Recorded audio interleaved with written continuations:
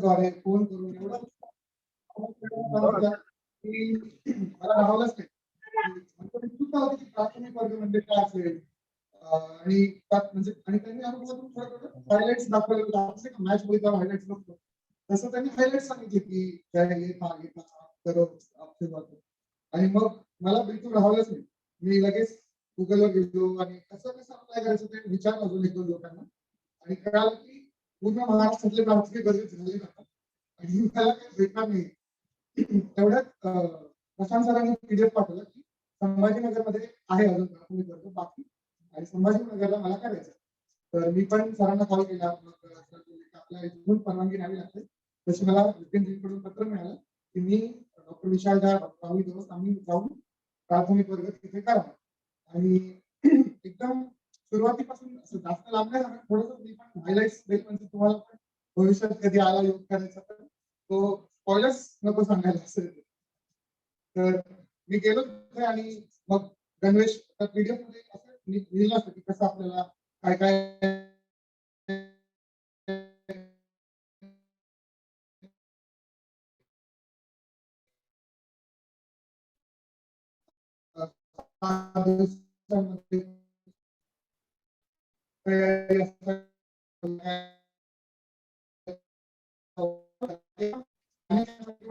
एका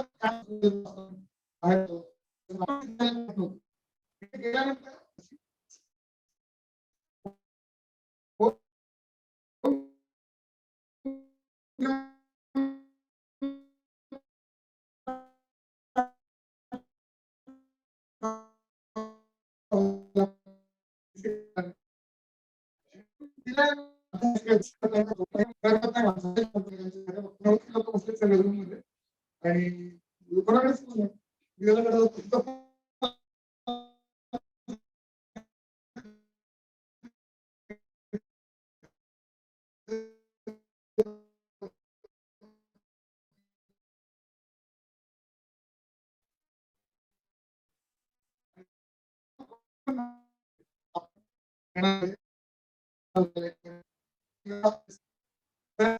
काहीतरी विषयावर चर्चा करायचो झोपताना सुद्धा आणि वेळ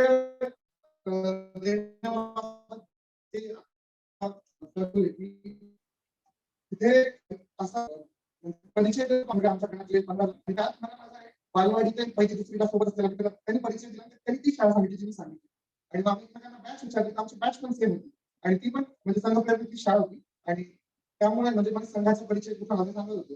मग मी त्याला असं विचारलं की तू पण जाणार कसं देते तो बोला हो मी पण आणि मग मी म्हटलं 2000 ही बॅच का हो तीच मग आम्ही असं कळलं की आम्ही कॉलेज पण एक कॉलेज सोडून राहत होतो आणि आम्ही संभाजीनगरमध्ये प्राथमिक वर्गात भेटलो.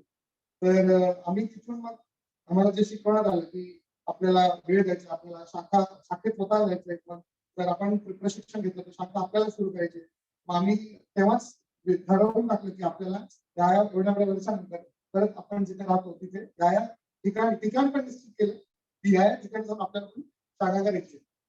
आणि प्राथमिक वर्गाबद्दल सांगायचं तर आता मी तेच बोलत होतो की मला 2 मिनिटं उशीर झाला 6:30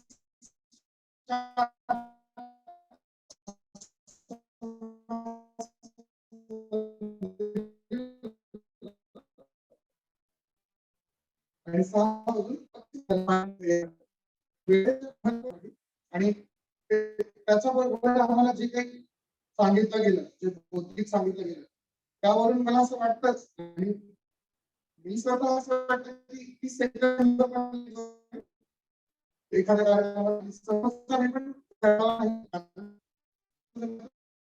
एकदम लाईफ सारखं होतं आणि अभिभूत करणार होतं कारण जगताना म्हणजे जे काही लागतात थोडाफार आत्मविश्वास सुद्धा लागतो स्वतःवर काही कार्य करायचंय काही बोलायचंय काही चर्चा करायची आणि तो आत्मविश्वास मिळाला आणि खूप सारे लाईफ लेसन्स मिळाले त्याबद्दल मी खूप आभारी आहे ज्यांनी मला मार्गदर्शन केलं प्राथमिक वर्गामध्ये जाण्यासाठी आणि धन्यवाद परत एकदा.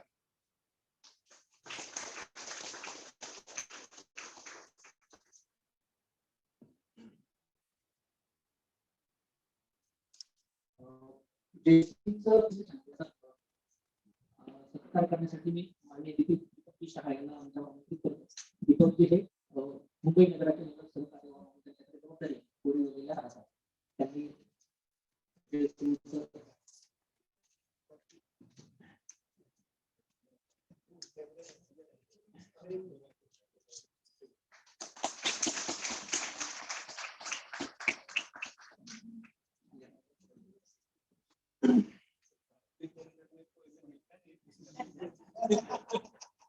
वर्षाची सूट होती. मुंबईमध्ये साधारण सेवांपूरची सुरुवात 2013-14 पासून झाली. त्याच्या पूर्वी काही संपर्क होता. पण सेवांपूर म्हणून मुंबईमध्ये सुरुवात कशी झाली, सेवांपूरची सुरुवात कशी झाली याच्याविषयी सांगण्यासाठी मी डॉक्टर सौम्या बुलुसू यांना मंचावर आमंत्रित करेन. डॉक्टर सौम्या बुलुसू या गायनेकोलॉजिस्ट आहेत, पनवेलला राहतात आणि सध्या कोकण प्रांताच्या निमंत्रित सदस्य आणि पालक म्हणून त्यांच्याकडे जबाबदारी आहे. सौम्या मॅडम.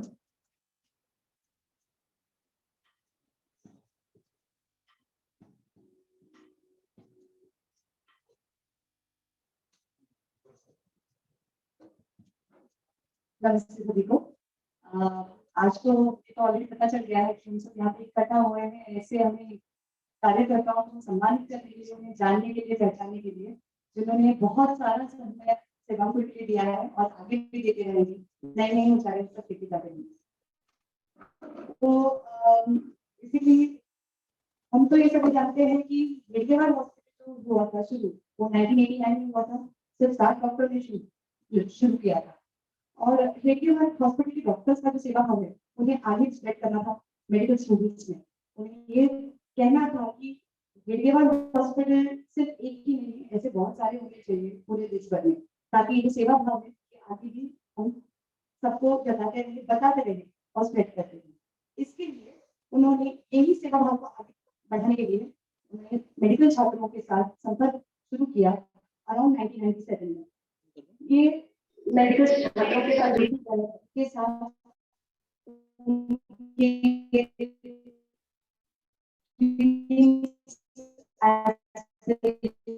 शेयर करते गए, उनके बढ़ता गया। सिर्फ औरंगाबाद से जो छोटा सा चीज शुरू हुआ, आगे जाके सभी महाराष्ट्र के बाकी हर जगह पे छोटे छोटे बीच जैसे छोटे छोटे टीम्स बनते गए और बहुत सारे प्रोग्राम्स ऑर्गेनाइज होते गए।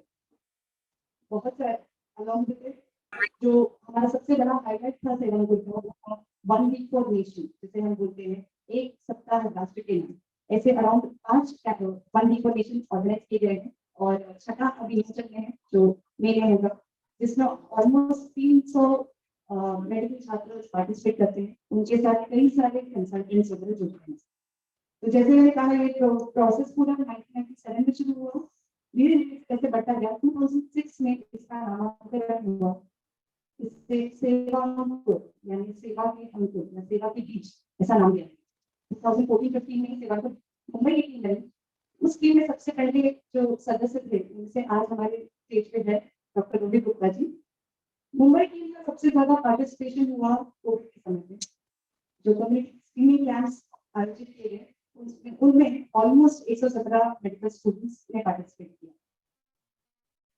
जो हमारा सबसे बड़ा है। तो किसी भी संगठन में जो शक्ति रहती है वो उनके कार्यकर्ताओं से रहती है। तो आज हम जैसे कहा विशाल ने कहा कि हम ऐसे भी लोगों को हम सम्मानित कर रहे हैं जिन्होंने इस संगठन को इस ऊंचाई को लेके गए हैं और आगे लेके जाएंगे। तो धन्यवाद। आज सूत्र संचालन आगे का करने के लिए मैं प्रशांत जी को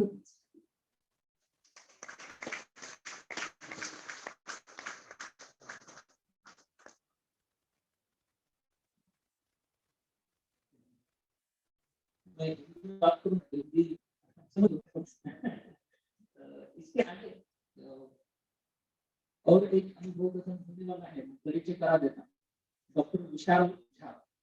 विशाल झा मुंबई के रहने वाले हैं, बोरीवली में रहते हैं और गवर्नमेंट मेडिकल कॉलेज बीएमजीएमसी सोलापुर, यहाँ से उन्होंने एमबीबीएस की शिक्षा प्राप्त की है। बहुत ही जुड़ी, बहुत ही टेक्नोसैवी मुंबई सेवांपुर में जिन्होंने बहुत अच्छा योगदान दिया है, ऐसे विशाल झा अभी उन्होंने भी प्राथमिक वर्ग शिक्षा ग्रहण की और अभी छवि सहयोग फाउंडेशन सेक्रेटरी के रूप में काम करते हैं।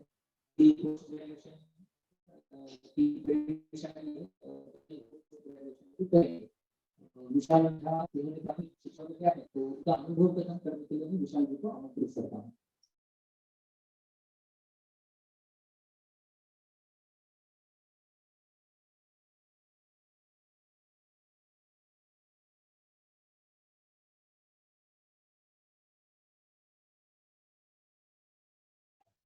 और उसका आखिरी दिन था, तो कई सब बाहर बैठे थे, मुझसे मिले और सर बोला कि कैसा आपको पर्सनली डेवलपमेंट।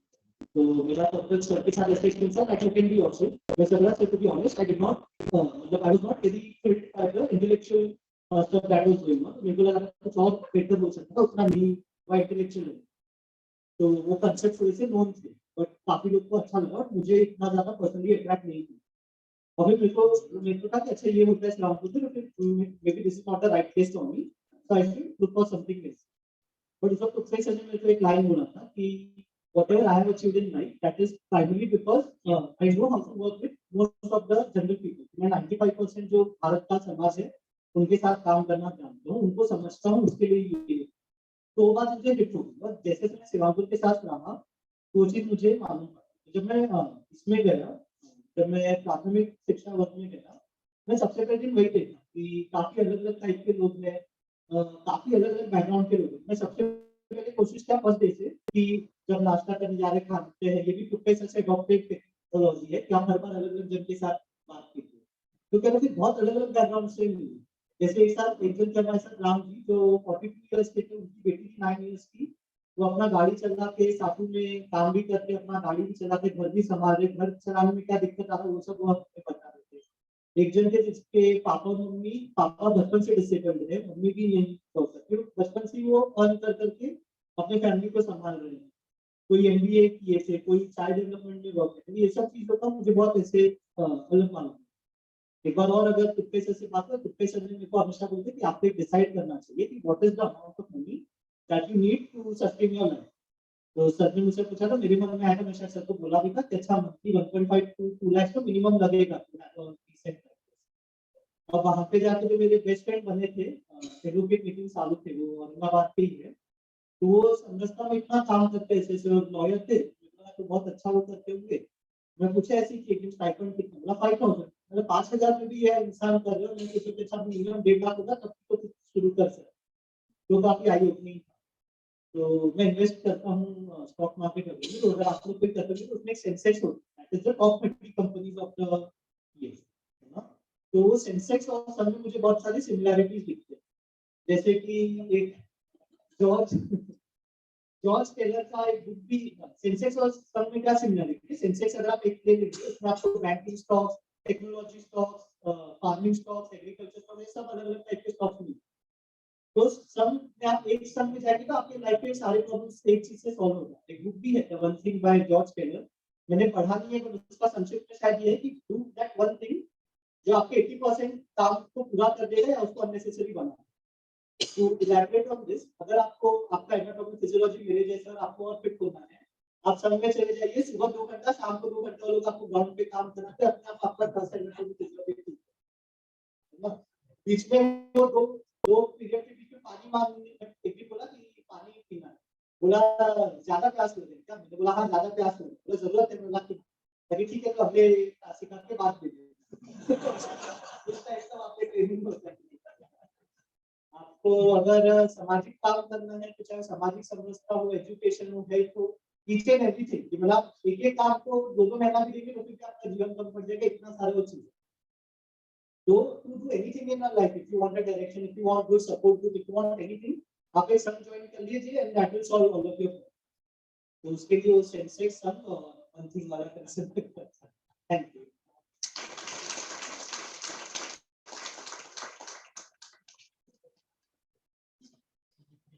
विशाल का फेलिसिटेशन करने के लिए डॉक्टर सतीश कुलकर्णी सर से विनती करता हूँ, विशाल जी का फेलिसिटेशन।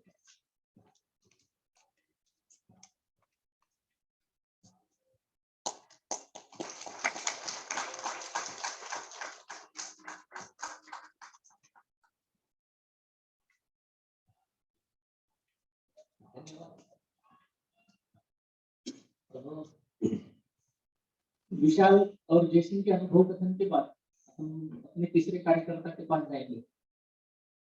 राहुल जोवस ऐसा उनका नाम है। राहुल का भी बीएमजीएमसी सोलापुर से एमबीबीएस हुआ है। एमबीबीएस होने के बाद पीजी की प्रिपरेशन उन्होंने की, उसके बाद उनका पीजी में सिलेक्शन भी हुआ है, अभी अच्छा रैंक है।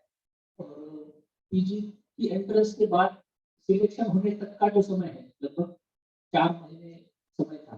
तो ऐसे ही हमारी बात हुई थी एक बार कि मैं 5-6 दिन औरंगाबाद आने वाला हूँ।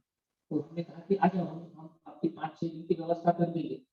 तो मैंने 5-6 दिन की व्यवस्था कर दी उनकी, कुछ डॉक्टरों के घर पे खाना कर दिया सुबह शाम का वैसा। फिर 6वें दिन के बाद ऐसा समझा कि ये जाने का नाम ही नहीं लेगा।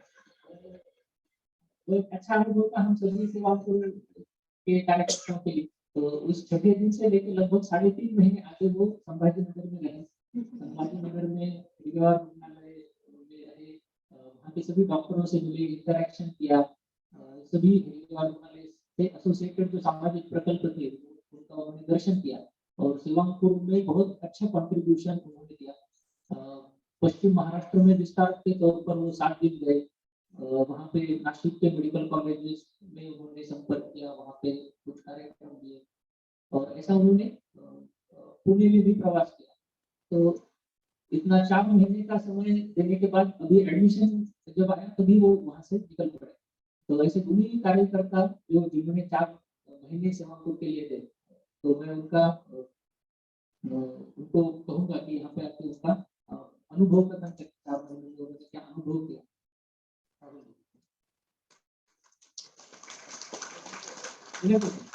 प्रेजेंटेशन करना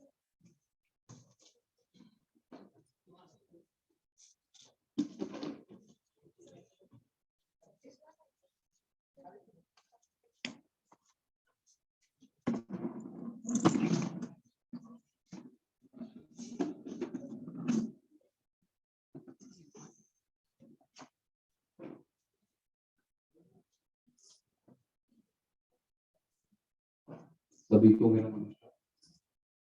तो जैसे अभी प्रशांत सर ने काफी डिटेल तो पहले दे ही दिया तो मैं भी हिंदी में बोलने का प्रयास करूंगा क्योंकि प्रशांत सर जैसा मेरी भी हिंदी थोड़ी सी कमजोर है। तो जैसे अभी दिवाली की छुट्टी हो गई थी, हमारा एग्जाम खत्म हो गया था, 11 सितंबर को एग्जाम था। 2 दिन सोचा दिवाली का आया, उस टाइम गणपति चालू था, गणपति हुआ, दिवाली हुई। फिर सोचा अरे एग्जाम का जो रिजल्ट आएगा जल्दी आएगा, कुछ तो होगा, कुछ तो होगा, कुछ तो होगा, होते होते कुछ। एंड एग्जाम का जो रिजल्ट का जो आउटकम था उन्होंने बोला भाई जनवरी के बाद देखिए। तो मैंने कहा बाप रे 3 महीने क्या करना, 3-4 महीने मेरे पास पड़े थे, कुछ समझ में नहीं आ रहा था। तो देयर आफ्टर वही फिर मैंने फोन घुमाया, प्रशांत सर थे, तुक्करी सर थे, तो यहाँ से जर्नी चालू हुई। तो उस टाइम प्रशांत सर को फोन किया, तुक्करी सर को फोन किया, तो वहाँ पे तुक्करी सर बोले कि आता है क्या 4 दिन के लिए अपन करते हैं, तेरा इधर का आजा, विजिट करते हैं, 3 दिन का सब कुछ जितना कुछ डिटेल है सब भेज देंगे।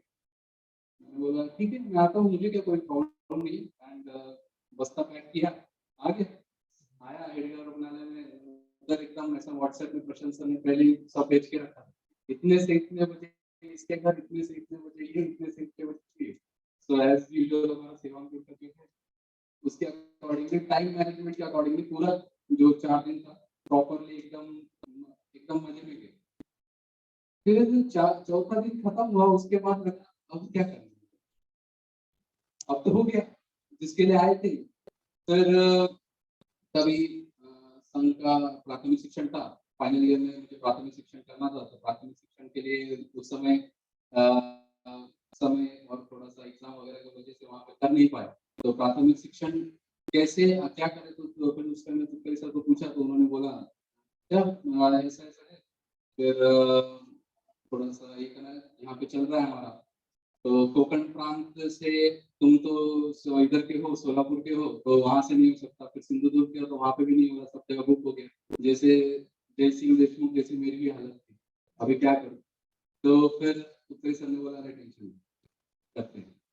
तो तब संभाजी नगर में प्राथमिक शिक्षण दिया, और प्राथमिक शिक्षण लेने के बाद उसका पूरा डिटेल ऑलरेडी विशाल और जय सिंह ने दे दिया। तो वो करने के बाद मेरा रूटीन जब मैं आता था, तो मेरा रूटीन था उस टाइम क्या करें जैसे दिमाग में, तो हमारी स्प्राउटिंग माइंड करके एक मासिक पत्रिका थी जिसको हम जनरली उस टाइम कर रहे थे। तो मेरा रूटीन था सुबह आता था, मनोज के साथ नाश्ता करता था, नाश्ता करने के बाद एक इंसान के कैबिन में जाता था और उनका नाम है डॉक्टर यतीन दास। उनके कैबिन में जाके वहाँ पे पूरा मैगजीन का चर्चा करना, मैगजीन के बारे में एकदम डिटेल डिस्क्रिप्शन की हम लोग कैसे इसका डिस्क्राइब करें, स्प्राउटिंग माइंड पे ब्रेनस्टॉर्मिंग। फिर उसके बाद धीरे धीरे एक एक काम आया तो एक काम के पीछे दूसरे काम आने लगे। फिर पता लगा अरे इतने सब काम करने बाकी है, क्यों ना एक मंथली एक्टिविटी ली। तो संभाजी नगर में एक मंथली एक्टिविटी ली जहाँ पे एक अच्छा सा रोल भी हम प्रोवाइड किया गया। फिर उसके बाद शहर में कॉलेज विजिट्स जो थे, हम लोगों ने कॉलेज विजिट्स किए। कॉलेज विजिट वहाँ जाना, उधर के साई होम्योपैथिक है, भगवान होम्योपैथिक है, वहाँ के लोकल मेडिकल कॉलेजेस में जाकर विजिट देना और उसके बाद कंसल्टेंट लेकर तो ये रूटीन चल रहा। फिर उसके बाद अब ये रूटीन है आगे क्या। तो उस टाइम तुलसी सर के साथ चर्चा कर रहा था तो सर ने बताया कि क्यों नहीं तो विस्तार के तौर पे एक बार प्रवास करके। उसी टाइम राहुल राठौड़ जो थे वो हिंगोली परवड़ी में प्रवास करके आए थे, तो सर ने बोला तू कर सकता है। मैंने कहा सर टाइम है अपने पास, अपन कर सकते हैं। कहने वाला कितना दिन मिलेगा? तो सर 1 महीने मैं देता हूँ। और उस समय 1 महीने के लिए विस्तार के तौर पे निकलने का मैं निकला वहां से और पश्चिम महाराष्ट्र का प्रवास करने के लिए वहां से निकला। तो पहले मैं पुणे में गया। अभी 24 दिन का वो प्रवास हुआ, 1 महीना नहीं हो पाया वो, क्योंकि कोविड आ गया। सोलापुर, कोल्हापुर, सातारा, सांगली वहां जाना था पर कोविड की वजह से शटडाउन हो गया। तो उस वजह से फिर उसके बाद जो डिस्ट्रिक्ट कवर हो पाए पुणे और नासिक के, और टोटल पुणे और नासिक के 31 मेडिकल कॉलेज में संपर्क हुआ उस समय। तो अभी 31 मेडिकल कॉलेज तो मैं आपको नहीं दिखा सकता क्योंकि 1 महीने की चीज तो आप 5 मिनट में बोलना है इम्पॉसिबल। बट प्रयत्न करूंगा एक छोटे से स्लाइड्स के थ्रू उस समय के ग्लिम्स क्या थे। तो ये था सिंहगढ़ डेंटल कॉलेज में जब मैं वहां पे गया तो सिंहगढ़ डेंटल कॉलेज में कोई भी हमारा लिंक नहीं था। स्वप्निल देश पांडे मेरे साथ पूरे पुणे के प्रवास में था और उस समय पे हम लोग सिंहगढ़ डेंटल कॉलेज में बोला तो एक विद्यार्थी जो मेरे से बाजू में बैठा हुआ वो एक विद्यार्थी हमारा ऐसे छोटा मोटा ऐसा पहचान का वहां से निकला और उसको बोला यार चल तेरे हॉस्टल में चलते हैं, तेरे कुछ दोस्त हैं वहाँ पे, हम मिल सकते हैं क्या? बस मिलने आए। तो हम लोग वहां पे गए, हॉस्टल में मिले और हॉस्टल में मिलते ही पता चला एक लड़का पहले से ही सेवांपुर में अकोला से पहले ही वो जुड़ा हुआ।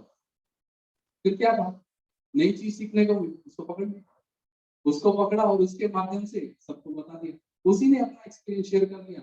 वही ये जितने भी सामने टोटल 13 जन थे और 13 के 13 ने वहां पे उसी समय हमारे जो सेवांपुर के वेबसाइट पे वहां रजिस्टर। और फिर उसके बाद डीवाई पाटिल में हम लोग गए। अभी कॉलेज बड़ा कैंपस एकदम बिगड़ था तो वहां पे भी इतना कुछ हमारा पहचान नहीं था। बट वहां जाते ही वहां हम लोग गए तो रोहित गत्तेवार था। तो उस समय पे वहां पे जैसे हम लोग एंटर किए वो लोग आए और हमारा फेलिसिटेशन कर रहे मैंने कहा मैं तो डिस्क्रिप्शन देने आया था, फेलिसिटेशन क्यों कर? फिर उसके बाद जब वहां पे डिस्क्रिप्शन दिया अबाउट सेवांकुर का तो उधर पे भी नई नई प्रॉब्लम्स कैसे आते हैं ये मेरे को वहां पे सीखने को मिला। मीन्स लाइक जो मैंने सिंहगढ़ डेंटल कॉलेज में किया वो डीवाई पाटिल में रिपीट नहीं। डीवाई पाटिल में कुछ तो अलग था, वहां पे लोग अलग थे, उनका बैकग्राउंड अलग था, कैरेक्टर अलग था, उनसे कैसे डील करना है उस समय पे वो सीखने को मिला। ये हम लोग मोतीवाला में गए थे। मोतीवाला का ये भी एकदम इंसिडेंस इसमें हम लोग जैसे एंटर किया तो वहां पे पहले से हमारा वहां पहुंच थी और वहां पे पहुंचने के बाद वहां पे डायरेक्टली हमको डायरेक्टर के पास लेके गए। उधर की जीएस जो बाजू में खड़ी है वो वहां की जनरल सेक्रेटरी थी और वो उधर हम लोग को डायरेक्टली डायरेक्टर के पास लेके गए। डायरेक्टर को इतना पसंद आया वो बोलते आप जाइए ऊपर क्लास चल रही, क्लास में जाके। मैंने कहा ये तो बढ़िया हो गया, डायरेक्ट क्लास के सामने बोलने का अपने मौका मिल रहा है। तो गए हम लोग ऊपर और मुझे लगा बाहर खड़ा था, अंदर क्लास चल रही, मुझे लगा भाई क्लास खत्म होगी और हम जाएंगे फिर उसके बाद। नहीं, ये बोलते सर 1 मिनट रुकिए सेवांपुर से कुछ डॉक्टर आए हैं यहाँ पे सेवांपुर के बारे में जानकारी दे रही, डायरेक्टर सर ने आपको बोला है यहाँ पे उनको देना। वो सर वहां पे सिखा रहे थे और वो बाजू में खड़े हो बोलते आइए आप बोलिए। वो एकदम अनुभव एकदम अलग सा था। उस समय हम लोग ने प्लान किया था कि यहाँ पे एक पांडव लेने का ट्रैक हम लोग को करना था।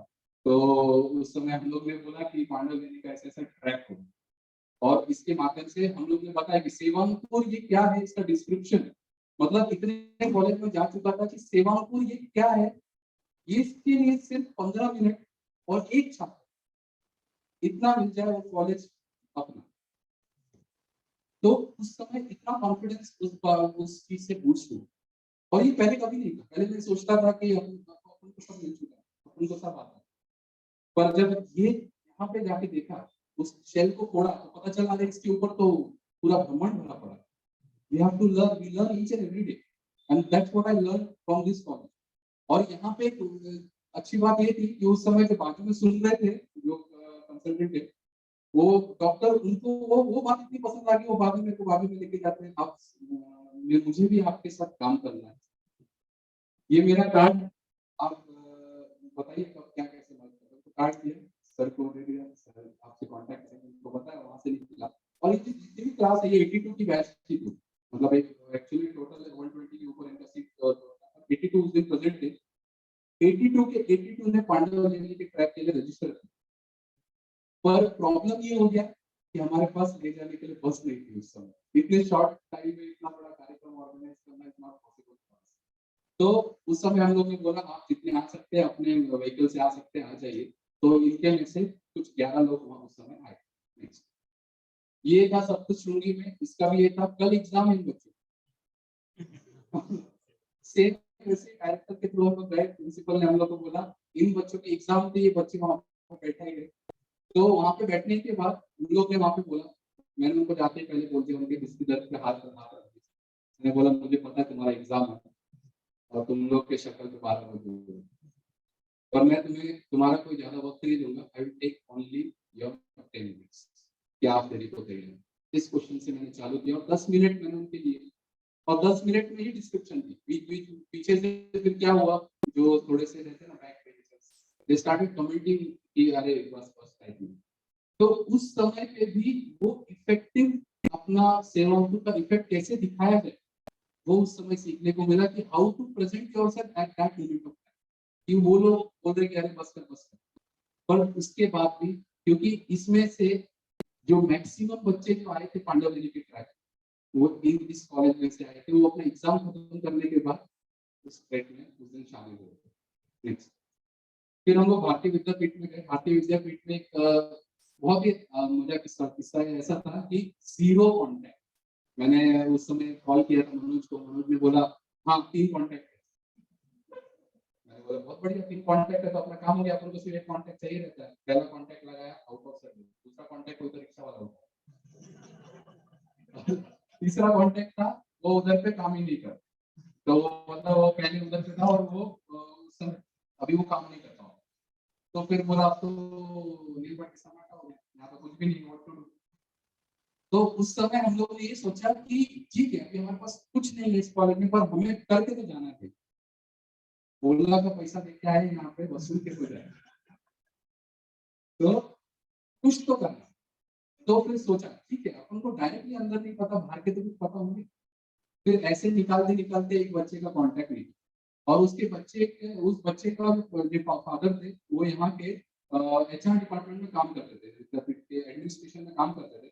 वहां से हम लोग को पता चला कि जो डायरेक्टर के मतलब ऐसा रिलेशन में जो उनके मामा लगते थे, तो उस बच्चे का कांटेक्ट मिला उस समय। उसने वो हमको दिया कि इनसे बात की, और इससे हम लोग ने ऐसे बात की कि हम इसके बंदे मतलब जो एडमिनिस्ट्रेशन में काम करता है उसके हम कुछ रिलेटिव लगते हैं, और इससे हम लोग ऐसे सेवांकुर का ये डॉक्टर है एंड उनको प्रेजेंट किया। और उस समय उसने बोला ठीक है मैं आपको उनके रिलेटिव के डायरेक्टर, तो मैं आपके डायरेक्टर से बात करा।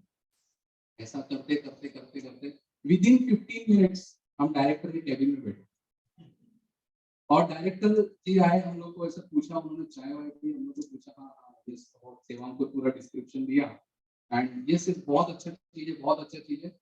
जहाँ पे एक बच्चा नहीं मिल रहा था हमको, वो डायरेक्टर ने वहां से फोन घुमाया उधर के पीएमएस की टीम को, ये सेवांपुर से बच्चा है, इनको जरा देखना, ये बहुत अच्छा इनका सही है। हम लोग बीएमएस के डीन के पास गए, बीएमएस के डीन ने हमको एक पीजी का स्टूडेंट दिया, पीजी के स्टूडेंट से हमको फाइनल ईयर के स्टूडेंट्स मिले और इंटर्न्स मिले, ऐसा करके वहां पे 51 स्टूडेंट्स का एक ग्रुप था।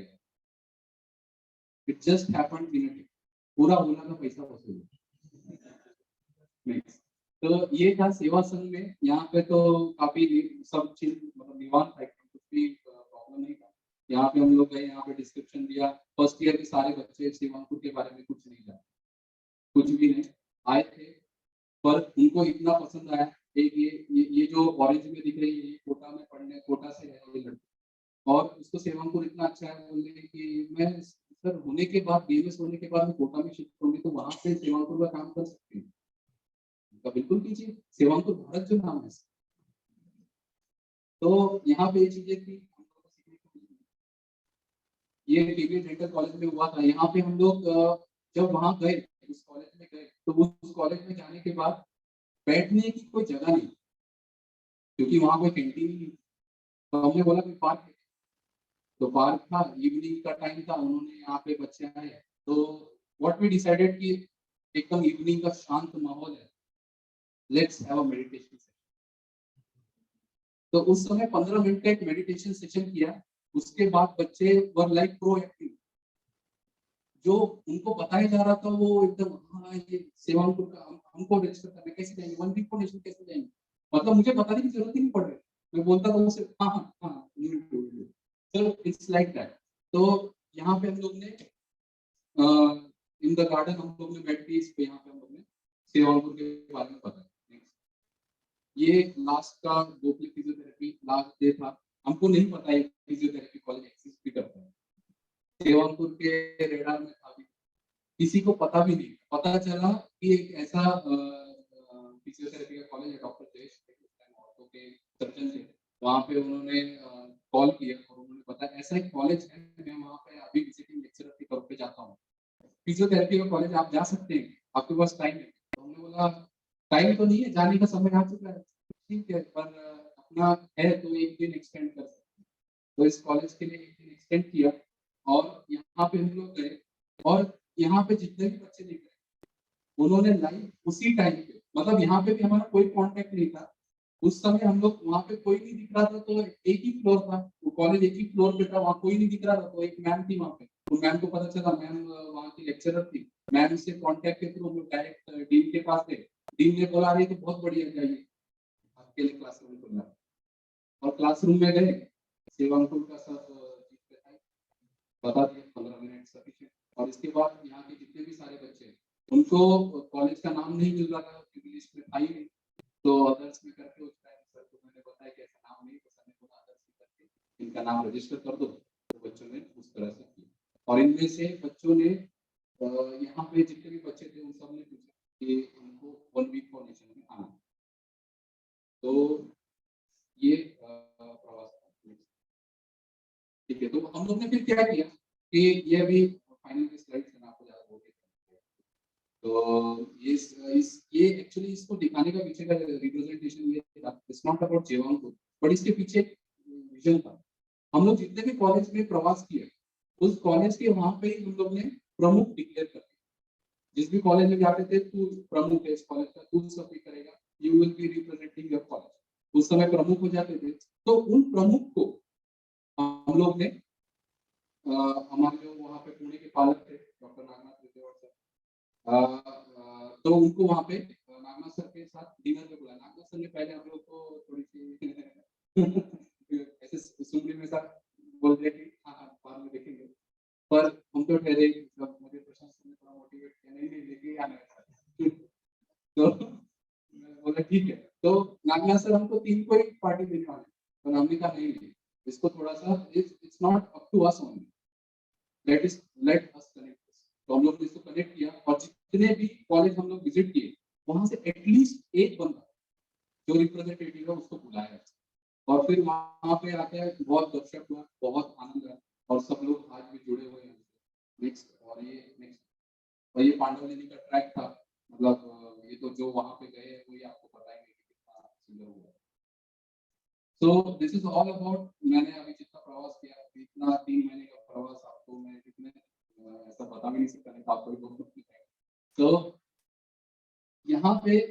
इतना सब घूमने के बाद, प्रवास करने के बाद, प्रवास के पहले का राहुल गवस और प्रवास के बाद का राहुल गवस में जमीन आसमान का अंतर है।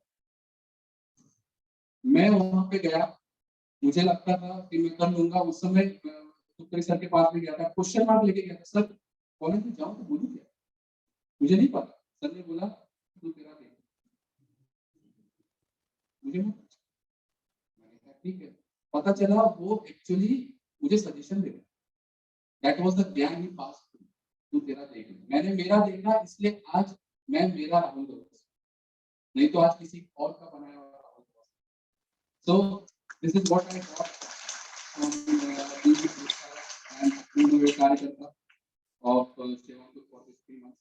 आपने मेरा एकदम शांति से डिबेट इतना बड़ा लेक्चर सुना, इसका धन्यवाद।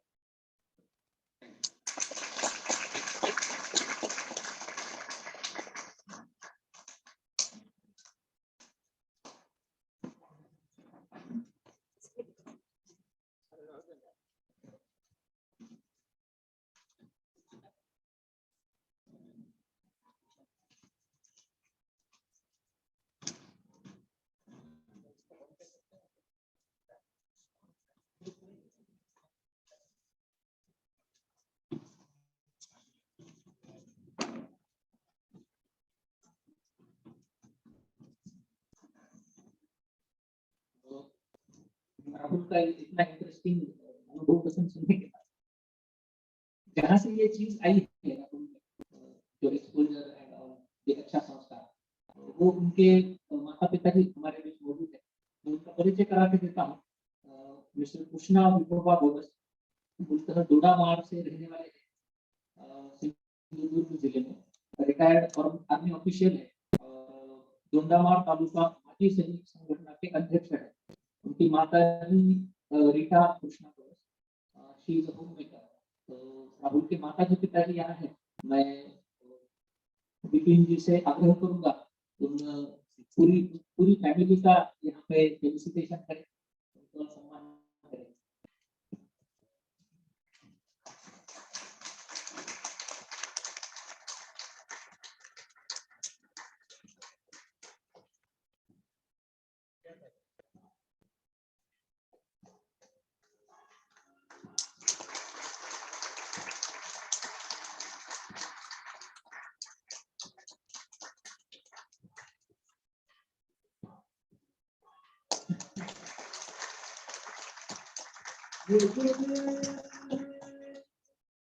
कल सुबह राहुल को अपनी पीजी एडमिशन के लिए निकलना है और सिंधुदुर्ग से आए उनके माता पिता जी का मैं धन्यवाद करता हूँ कि वो इस कार्यक्रम के लिए समय निकाल के आए। धन्यवाद। और अपने कार्यक्रम का आगे का सूत्र संचालन करने के लिए मैं भी सौम्या से मैडम को आमंत्रित करता हूँ।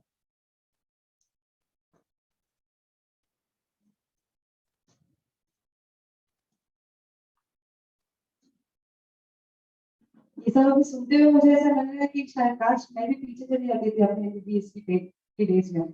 मैं भी सेवांकुर की हिस्सा एकदम कंसल्टेंट के रूप में नहीं, बट स्टूडेंट वॉलंटियर के रूप में बन जाती थी। तो ये स्टोरी आज आप आगे बढ़ाते हैं। मुझे बहुत खुशी हो रही है कि मैं डॉक्टर रोहित गुप्ता का परिचय दे रही हूँ। डॉक्टर रोहित गुप्ता, उन्होंने GDC मुंबई से डेंटिस्ट्री किया है।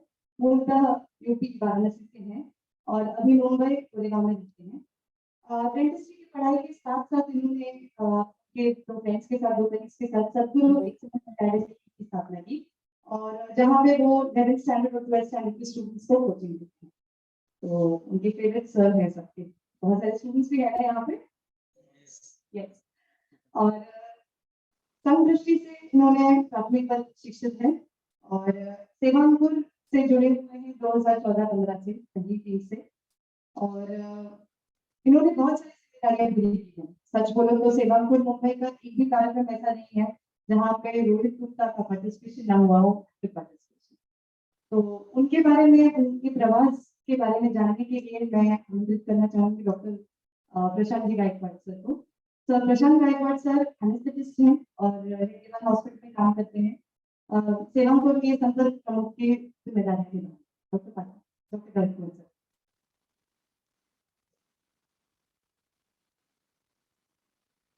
मैं फिर से आ गया हूँ। विषय ऐसा था कि रोहित का जो सेवांपुर का प्रवास है वो कौन शेयर करेगा। तो ऐसे जो लोग हैं जो सेवांपुर में रोहित का प्रवास जानते हैं, जैसे 2-4 ही लोग हैं जिसमें उत्तरी सर है, राहुल जी है, तो उनका है तो मेरा नाम आ गया, फिर जिम्मेदारी आ गई, इसलिए मैं ये कर रहा हूँ। रोहित गुप्ता से मैं पहले कब मिला ये मुझे याद भी नहीं था, इतना वो मतलब हमारा विजिट सामान्य था। जैसे मैं लोगों से मिलता हूँ वैसे एक दिन रोहित गुप्ता जीडीसी के हॉस्टल में मिला। मैं और मेरा दोस्त स्वप्निल सिद्धे मुंबई में प्रवास करते थे, तो जीडीसी में बहुत अच्छी टीम थी, वहाँ पे मयूर भोसले नाम के हमारे एक साथी थे, तो मैंने वहाँ पे प्रवास किया। और तब रोहित गुप्ता लोकलाइट था, लोकलाइट लोग ज्यादा समय हॉस्टल में रहते नहीं, पर रोहित बहुत सारा समय हॉस्टल में गुजारता था। फर्स्ट ईयर में जब उसका परिचय हुआ था तो ऐसा पता चला कि वो कुछ चंदा इकट्ठा करता है हर महीने, एक डब्बा लेके पूरे हॉस्टल में घूमता है और कुछ गरीब लोगों के लिए, अनाथ लोगों के लिए कुछ जो काम करने वाली संस्था है उनको मदद करने के लिए वो चंदा इकट्ठा करता है। ये मेरी दूसरी तीसरी विजिट में मुझे पता चला रोहित के बारे में। एंड रोहित से जब भी इंटरेक्शन मेरा हुआ है तो सामान्य प्रश्न कभी पूछता नहीं है, उसके प्रश्न नेक्स्ट लेवल के रहते हैं। जो सामान्य लोग पूछते हैं कि पढ़ाई कैसे करूँ, ये कैसे करूँ, तो उसके जो प्रश्न थे वो हमेशा उसके ऊपर के थे कि मैं समाज को कैसे समझूं, संवेदनशील कैसे बनूं, what is life, what is purpose of life. तो तभी से रोहित का जो स्वभाव है वो ऐसा आध्यात्मिक है। शायद वो वाराणसी से है, उत्तर प्रदेश से है, माता पिता के अच्छे संस्कार है, जिस क्षेत्र से आता है वहाँ पे धार्मिक वातावरण अच्छा है, तो उस और यहाँ पे भी वो जहाँ पे रहता है उसके घर पे भी जाके आए गोरेगांव में, उसके चाचा चाची भी यहाँ पे मौजूद है, उनके घर पे जाते हैं। तो फैमिली में जो ये एक जिसको बोलते हैं संस्कारक्षम वातावरण वो रोहित के साथ पहले से था। अत्यंत प्रतिकूल परिस्थिति में रहने वाला रोहित समाज के लिए देने की सोचता है, ये सुनकर ये देखकर मुझे तो बहुत आश्चर्य हुआ। मैं 3 साल मुंबई में था और हर बार जीडीसी के हॉस्टल में जाता था तो रोहित से मिलता था। हर बार मिलने के बाद रोहित के साथ था, साथ के लोग बदलते थे लेकिन रोहित कांस्टेंट था। जीडीसी में पहले टीम थी, बहुत अच्छी टीम थी और रोहित उसमें बहुत अच्छे से नेतृत्व कर रहा था। पहले अत्यंत बुझा हुआ लड़का अगली स्टेज पे बैठ के आप बोलोगे 40 मिनट भाषण तो वो दे सकता है, इतना उसका अच्छा जो डेवलपमेंट है वो मैंने मेरी आंखों से देखा है। वन वी फॉर्मेशन मेरे जैसा सेवापुर का कार्यकर्ता भी 5 अगर हुए हैं तो मैंने 4 ही किए हैं, लेकिन रोहित ने 5 किए हैं। पीडीसी जो 2 हुए हैं, तो पहले पीडीसी में वो था, दूसरी पीडीसी में भी मुझे लगता है 2 दिन के लिए तो आया है। और सेवापुर के किसी भी कार्यक्रम में उसकी अनुपस्थिति मैंने तो अभी तक नहीं, ये पहला कार्यक्रम मैंने अभी जो कार्यक्रम प्रमुख साक्षी उसको भी बोला कि रोहित जिस कार्यक्रम की व्यवस्था में है ऐसा पहला कार्यक्रम हम मुंबई टीम कर रही है, तो उसका गांधीर्य फिर साक्षी को समझ में आया और वो टेंशन में आ गई। तो इतना रोहित का हमारे मुंबई कोकण प्रांत की सेवापुर टीम से कनेक्ट था। जब टीम की रचना हुई तभी भी रोहित का काम उसमें उच्च इस पे था कि रोहित को ही कोई भी जिम्मेदारी देनी चाहिए और जो भी जिम्मेदारी उसको मिली शहर की टीम में हो या फिर कोकण प्रांत की टीम में, उसने बहुत बखूबी निभाई है। उसका एक बहुत अच्छा जो गुण है वो मैं आपको बताऊंगा, वो कभी भी समझने की भूमिका में रहता है। बहुत बार विद्यार्थियों से मैं मिलता हूँ तो बहुत सारे इंटेलेक्चुअल विद्यार्थी रहते हैं मेडिकल के क्षेत्र में, तो उनका जो एटीट्यूड है वो कैसा रहता है कि मैं जो क्या बोलते हैं उसको वाद संवाद जिसको मैं चर्चा करूंगा सबसे, लेकिन रोहित कभी भी विषय को समझता है कि ऐसा क्यों, ये जो क्यों उसके मन में आता है उसका अभी का जो साक्षात्कार है वो रोहित अभी 1 साल के जिससे वहां पे नहीं गया। तो रोहित के साथ मुझे भी बहुत सीखने को मिला। रोहित की जो पॉजिटिविटी है उसका आध्यात्मिक नेचर है, उससे सेवापुर के काम में एक बहुत अच्छी समझ यहाँ के कार्यकर्ताओं में भी आ गई है। यहाँ के कार्यकर्ता भले ही कम हो लेकिन उनकी समझ मैं ऐसा कहूँगा कि बहुत अच्छी है। That is because of Rohit presence in their life. Rohit की जो शांति है, रोहित जिस भाषा में बात करता है वो किसी भी कार्यकर्ता के लिए आदर्श है। इवन मैं भी इससे बहुत ये चीजें सीखा हूँ। ऐसे गुणी कार्यकर्ता सबकी फैमिली अपने यहाँ पे मौजूद है। सद्गुरु एक्सेलेंस एकेडमी के उसके छात्र, उसके साथ में काम करने वाले दुर्गेश सर होंगे, क्लासेस के अन्य सहकारी, वो सब यहाँ पे मौजूद है। इसका मुझे बहुत आनंद है। उसके जीवन में जो जो तप्पे आए, जीवन में जो जो कठिनाई आई, उस कठिनाइयों में उन्होंने मुझे इतना नजदीकी समझा कि वो हर समस्या मुझसे डिस्कस करता रहा। मुझे पता नहीं मैंने उसका इतना प्रॉब्लम सुलझाया है, लेकिन कम से कम उसके साथ चर्चा करके मेरे खुद के जीवन में भी दृष्टिकोण में बदल हुआ है, ऐसा मैं कह सकता हूँ। ऐसे रोहित को अगले 1 साल के लिए जो सेवापुर के लिए वो समय देने वाला है, मैं उसको शुभेच्छा देता हूँ। और उसके साथ 1 साल काम करके हमको भी सीखने को मिलेगा। वैसे देखा जाए तो हम हमारा सब संभाल के सेवापुर का काम करते हैं। रोहित पहला ऐसा व्यक्ति होगा जो सब छोड़ के सेवापुर का काम करेगा। वो हमारे लिए भी आदर्श रहेगा, ऐसे मैं आशा करता हूँ। धन्यवाद।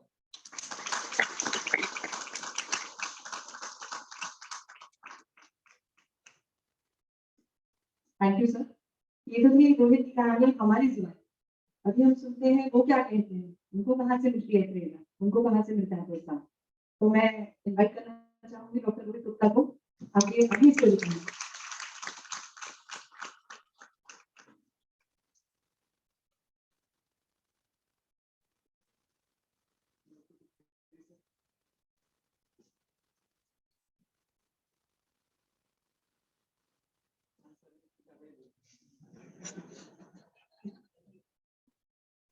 मुझे पता था कि मेरा गला रॉन्ग जाएगा इसको, तो मैंने कुछ लिखा था कि पॉइंट लिखना हो इस भावनाओं में, तो उस पॉइंट से हटना नहीं चाहता। अभी जो भी मैं बोलूँगा तो उसके लिए मेरे परिवार के संस्कार और मेरे संगठन के संस्कार ही जिम्मेदार है।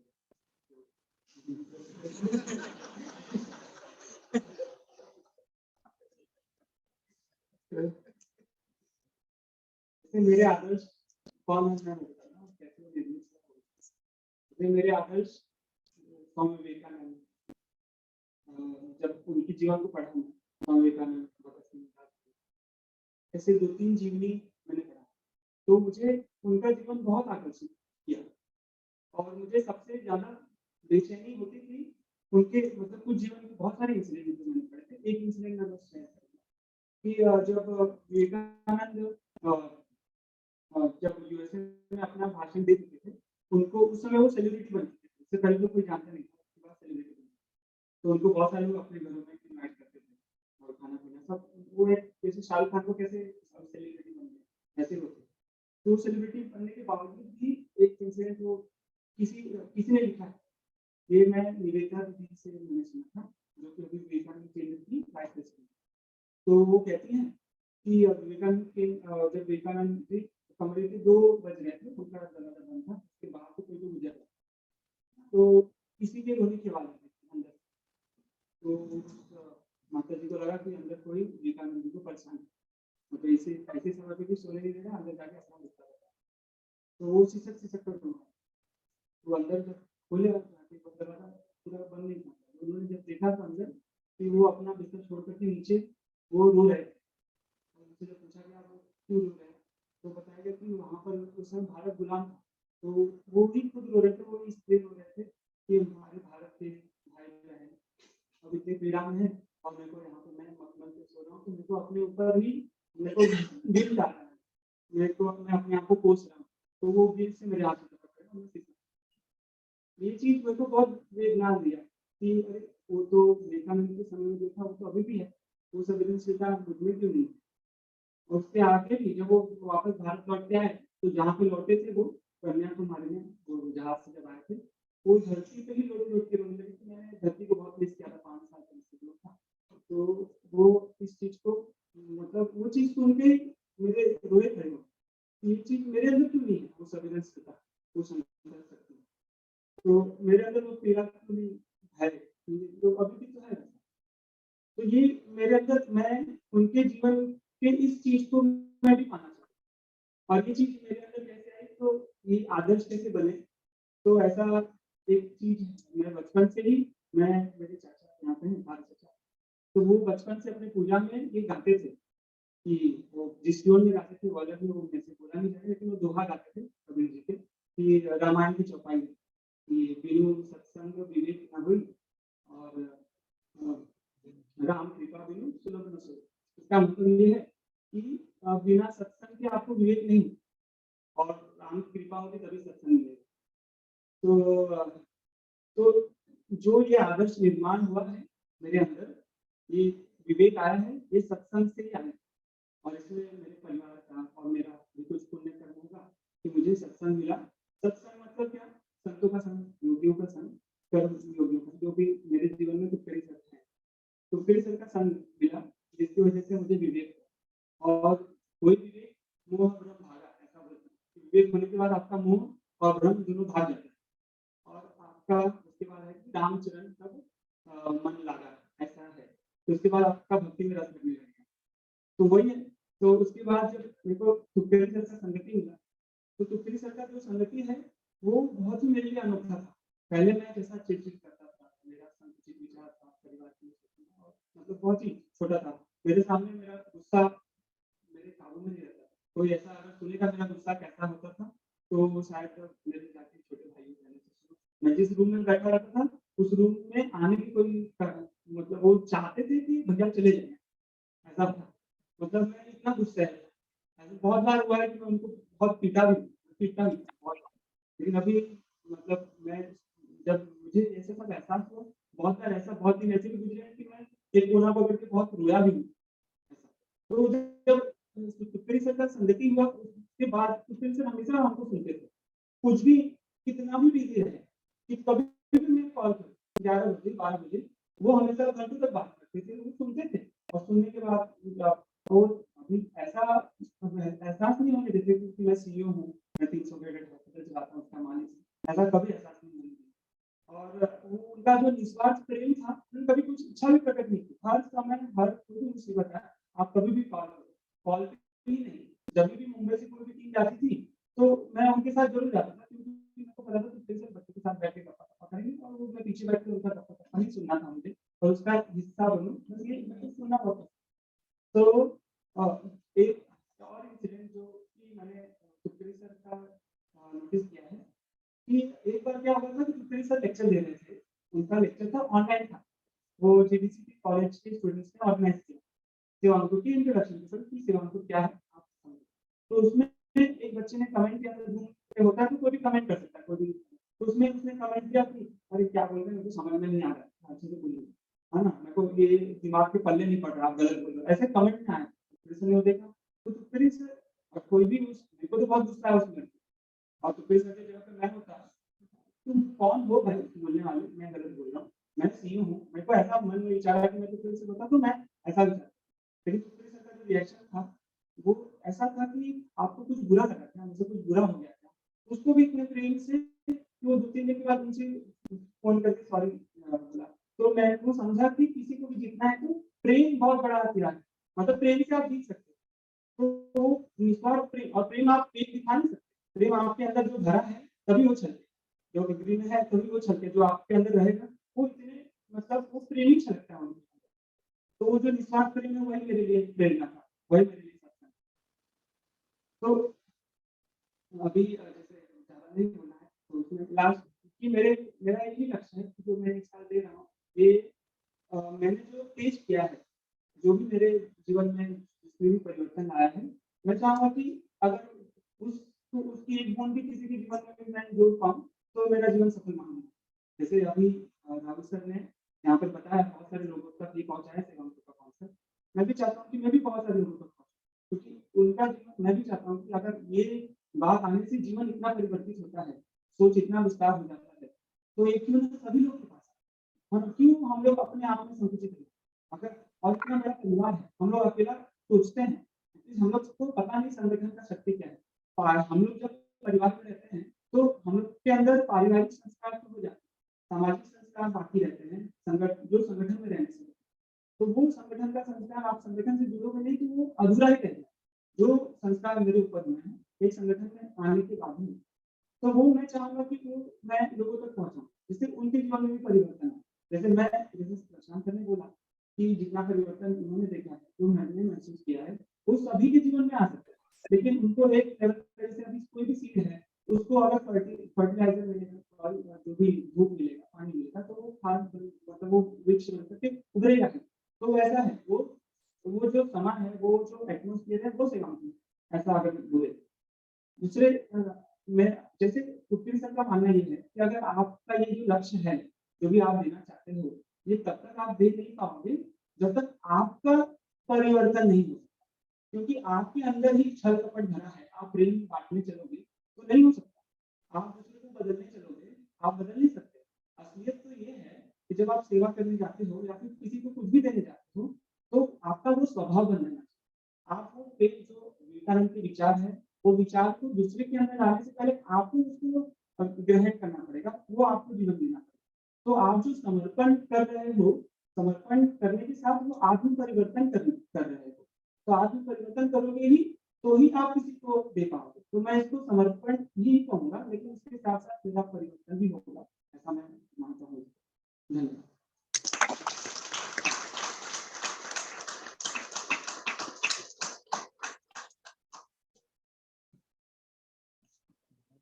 थैंक यू रोहित जी। अभी मैं रिक्वेस्ट करूँ, एक्चुअली ये इतने स्ट्रॉन्ग विचार, इतने महान विचार, फ्रैंकली स्पीकिंग, ये एज में आना, ये बाय इटसेल्फ बहुत बड़ा मेरिकल है। एंड जब मैं रोहित जी के परिवार से मिली तब मुझे समझा है कि कोई मेरिकल नहीं, ये वहीं से उपज है, जो सीखा है बचपन से जिस तरह से, तो वो उनके घर से ही उनके संस्कार आए हैं। तो मैं विपिन जी से रिक्वेस्ट करूंगी कि रोहित और उनके परिवार का फेलिसिटेशन करें। उनके परिवार में उनके चाचा जी आए हैं, श्री पारसनाथ जी गुप्ता, और उनकी चाची जी हैं कमी देवी जी। श्री गुप्ता जी का उनका व्यवसाय है और कमी जी गृहिणी है।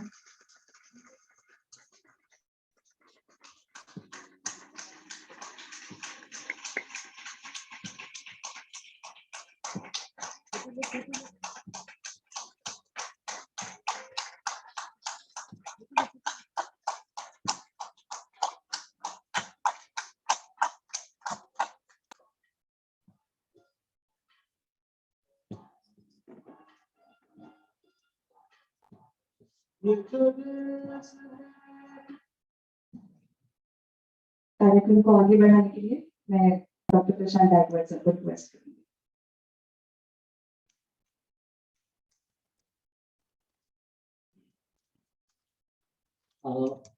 आपण आता या समोरील शॉर्ट प्रोग्राम के भी अंतिम सत्र में है।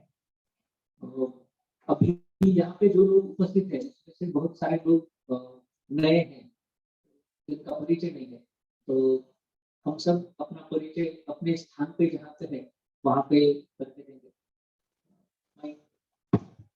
तो मैं सिर्फ परिचय देते समय सूचना देता हूँ कैसा परिचय देना है। मेरा नाम डॉक्टर प्रशांत गायकवाड़ है, मैं मूलतः परभणी से हूँ। MD एनेस्थीसिया की शिक्षा हुई है और अभी मेडिकल हॉस्पिटल में कंसल्टेंट करके काम करता हूँ। ऐसा संक्षिप्त में परिचय हम सब लोग अपना अपना देंगे, तो एक दूसरे को सब लोग जानेंगे। यहाँ से शुरुआत कर सकते हैं। Good evening, I am Dr. Yogita Mathura. I am doing MD Anesthesia Residency, second year in KM Hospital. I am from Mathura. Good evening everyone, मेरा नाम विशाल गुप्ता है, मैं जोसर का छोटा भाई, और मैं अभी फार्मा का अप्लाई कर रहा हूँ, मैं फर्स्ट ईयर से मैं अभी। गुड इवनिंग एवरीवन, मेरा नाम यश कुमार ठाकुर है और मैं स्टूडेंट हूँ, संकुल एकेडमी में पढ़ता हूँ और मैं इस साल CGD से आया।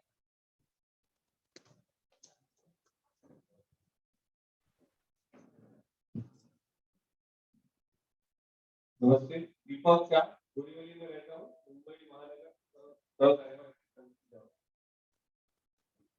नमस्कार, डॉक्टर ज्ञानेश चव्हाण, देहरादून सचिन हूँ, मुंबई में गुड़गांव में रहता हूँ और संबंधित का खास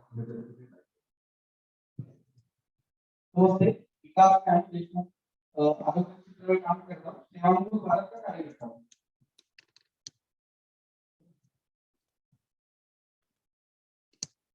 Good evening everyone, myself Savisha Jaswal. I am student from Pulitzer and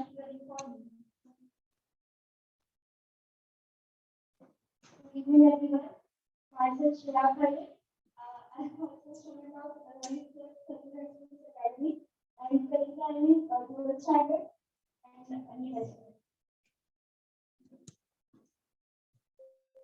Good evening, everyone. Myself Rupali Yadav, student of Professor Rohit sir. And I'm the teacher. नमस्कार, मेरा नाम doctor Hemant Balmukhi, I'm from Andhra, Karnataka. I completed MBA. मैं अभी exam में बहुत सारा नमस्कार, मैं डॉक्टर किरण अंकुश लाला, गवर्नमेंट मेडिकल कॉलेज औरंगाबाद से एमबीबीएस की पढ़ाई की है और प्रेजेंट से हूँ वहीं पर भी मेडिकल ऑफिसर के काम करता हूँ। Good evening, everyone. I'm Akshay Sheikh, student of Rohit sir.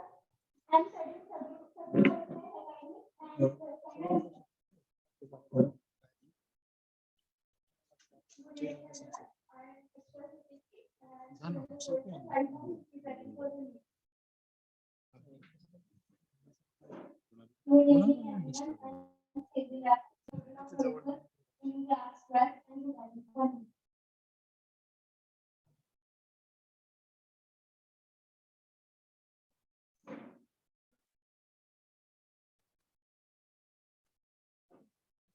Good evening, everyone. मैं रोहिता की पुत्र हूँ, मैं 8th standard में पढ़ती हूँ।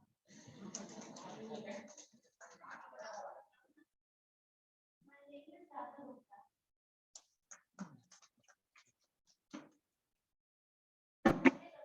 मैं अनीता लता से छात्रा हूँ और स्टेट गोल्डन डक विनर का वैद्यकीय महाविद्यालय में पढ़ती हूँ।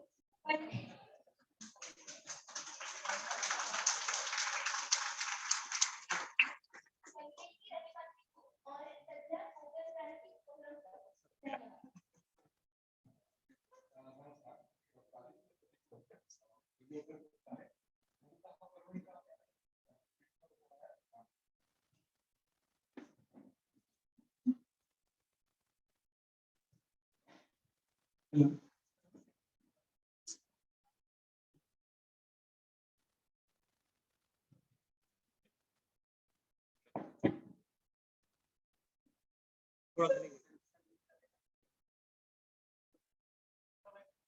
हेलो, नमस्ते सभी को। मेरा नाम अभिषेक स्वामी, मैं मूलतः नांदेड़ से हूँ और यहाँ पर दिल्ली हॉस्पिटल में फाइनल ईयर की पढ़ाई कर रहा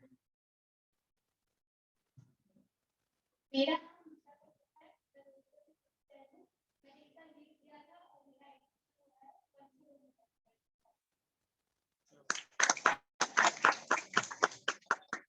Good evening, everyone. मैं रेखा हूँ और सर्विस स्टूडेंट और मेरा भी एमजीएम कॉलेज में कोर्स कर रहा हूँ। गुड इवनिंग एवरीवन, मेरा नाम परवीन अंसारी है और मैं यूनिसेफ का करंट स्टूडेंट हूँ और मैं 8th स्टूडेंट हूँ।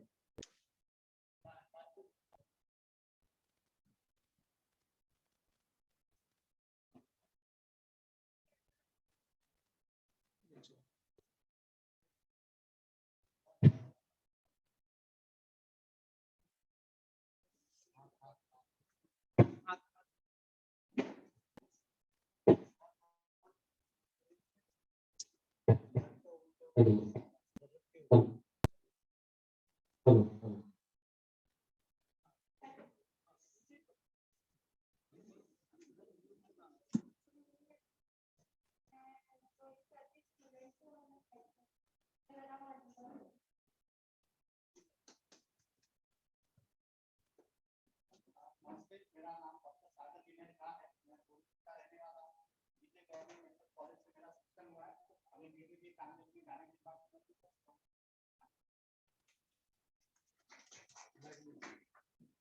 Good evening everyone, Mr. Ramesh Pandey.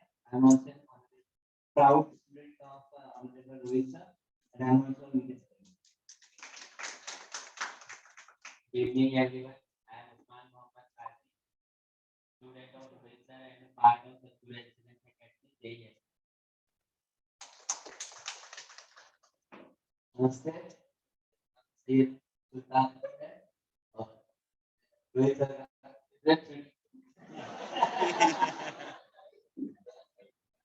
and born and raised in Mumbai. Thank you.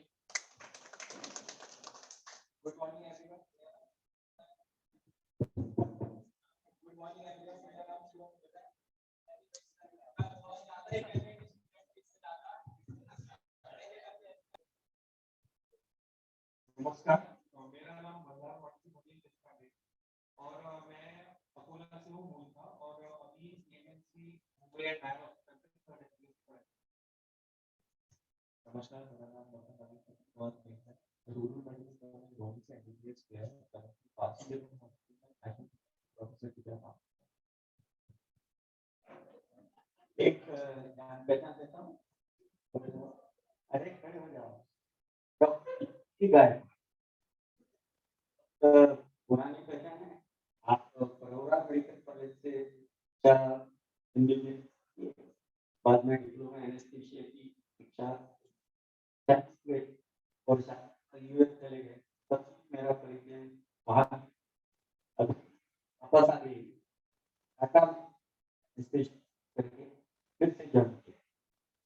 I thought it अच्छा अपना कार्यक्रम है उसमें आए एंड मुझे क्या जब always to work for the society and that was a promise and every day we used to interact तो उसकी और हर बार मुझे उसकी सर मैंने एक प्रॉमिस किया है वो ठीक है तो ऐसे कि मैं नहीं हूँ समय आते वक्त पूरा ही तो इसलिए दिया मेरा बहुत बताते हैं के लिए मैं डॉक्टर के बारे में काम करता हूँ फिलहाल उस संस्था के सेक्रेटरी आए हैं।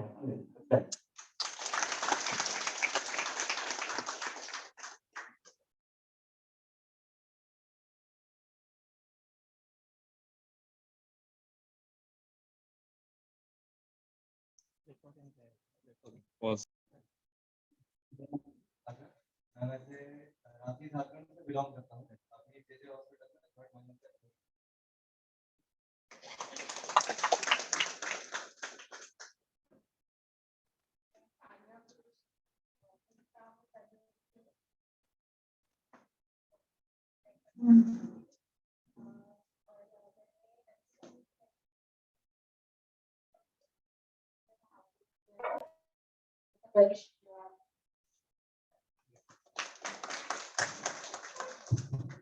नमस्कार, माझं नाव शुभम राजेंद्र पाटील एमबीबीएस करतो आणि माझं बोर्ड नाशिक मी भूमिका रवी किरण सोनवणे मी बोर्ड नंदुरबारची आहे आणि मी सध्या थर्ड मायनर स्टुडंट आहे सेंट बीएसएमसी एंड केली Good evening. My name is Aishwarya Chakta. I'm studying in Government College and currently नमस्कार, माझं नाव सुमित रामचंद्र मोरे आहे. मूळचा मी मुंबई प्रभादेवीचा राहतो आणि सध्या मी फिजिओथेरपी इंजिनियर आहे फ्रॉम केली.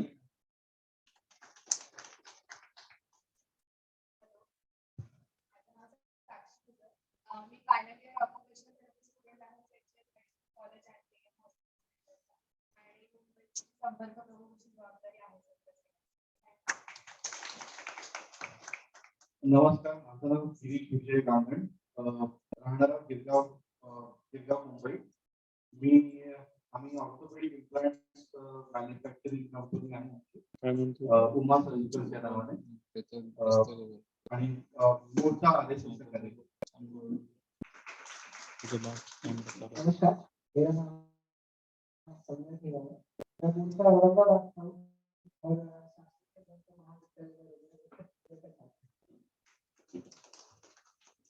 नमस्कार, मेरा नाम संदेश शुक्ला है. मैं साइंस आईटी महाविद्यालय और मैंने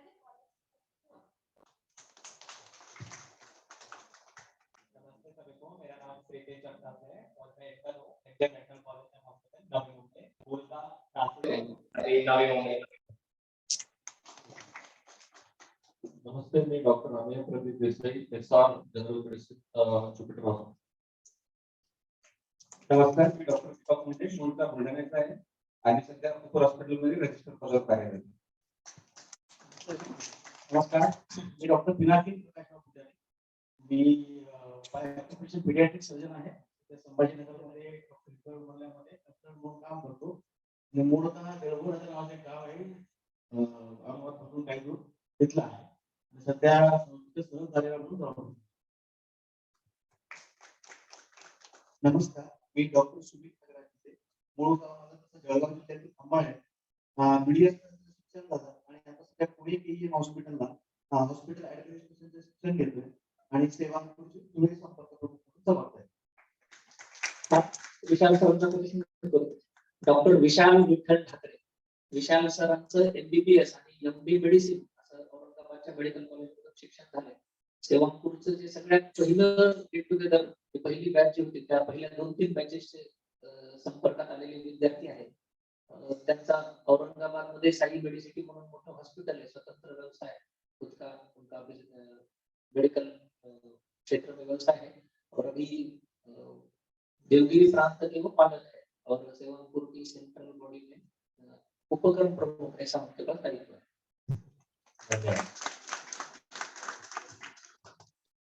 नमस्कार, मी शुभम गजानन बोलत. मी मूळ गाव नाशिकचा आहे आणि मी आता नाशिक महाविद्यालयावरून आले. तिथे प्रथम वर्षीय विद्यार्थी आहे आणि सध्या माझ्याकडे सेवांपूर एज्युकेशनल प्रोग्राम म्हणून हेडची जबाबदारी आहे. यतींद्र सरांचा पण मी करू देतो. Doctor Yatindra Upendra Ashtaputre. Yatindra sir DNB CBTS surgery ऐसा उन्होंने बेंगलुरु के सत्य साई हॉस्पिटल से किया है और अभी हेडगेवार रुग्णालय में कंसल्टेंट कार्डियोथोरेसिक सर्जन करके काम कर रहे हैं. सेवापुर के मतलब मेरे तो MBBS के बैचमेट है और तब से हम सेवापुर से जुड़े हुए हैं दोनों भी. और अभी वो सेवापुर के सेंट्रल बॉडी में बौद्धिक प्रमुख ऐसा उनका दायित्व है. वो आज पुणे से यहाँ ट्रेवल करके आए सुबह औरंगाबाद से निकल के. नमस्कार, मी doctor Ashwini Yatindra Ashtaputre. Cardiac anaesthesiologist म्हणून मी डॉक्टर हेडगेवार मध्ये काम करते आणि सध्या सेवांपूर मध्ये येते आहे. नमस्ते, मैं डॉक्टर चिन्नू सारा वर्गीस CGS मेडिकल कॉलेज से MD कम्युनिटी मेडिसिन किया है. मैं केरला से हूँ. अभी फिलहाल बॉन्ड कर रही हूँ, PG बॉन्ड KEM हॉस्पिटल. नमस्ते सभी को, मेरा नाम हकीमा सुनसरा है. मैं गोरेगांव से हूँ और मूलतः गुजरात से हूँ और मैं साई मेडिकल कॉलेज में 4th ईयर में पढ़ाई करती हूँ. आरती मैडम का भी मैं करता हूँ. डॉक्टर आरती मोहित रोजेकर मैडम मेरे गांव से है, सेलू परभणी से है वो. और यहाँ पे हिंदुजा हॉस्पिटल में IVF कंसल्टेंट, गायनेकोलॉजी के बाद IVF में उन्होंने स्पेशलिस्ट किए हैं और वहाँ पे कंसल्टेंट IVF करके ज्वाइन है. सेवांपुर की हमारी मुंबई टीम में वो बहुत एक्टिव है, उसकी वजह से यहाँ की टीम बहुत अच्छी बनी है और अभी सेवांपुर कोकण प्रांत के वो संसाधन प्रमुख ऐसा उनके पास दायित्व है. नमस्कार, मी गायत्री लक्ष्मीराव माळेकर, मूळची वाशिमची, TDC मध्ये 4th इयर स्टुडंट. नमस्कार, माझं नाव उमाने ठाकरे. मी टोकियोला राष्ट्रीय वैद्यकीय महाविद्यालय यमुनाबाई लक्ष्मणराव धर्मादाय रुग्णालय यातील 2ऱ्या वर्षाचा विद्यार्थी आहे. मूळतः मी वाशिम जिल्ह्याचा आहे आणि मालेगाव तालुक्यात राहत आहे. Good evening everyone, my self Kanhaiya Kumar.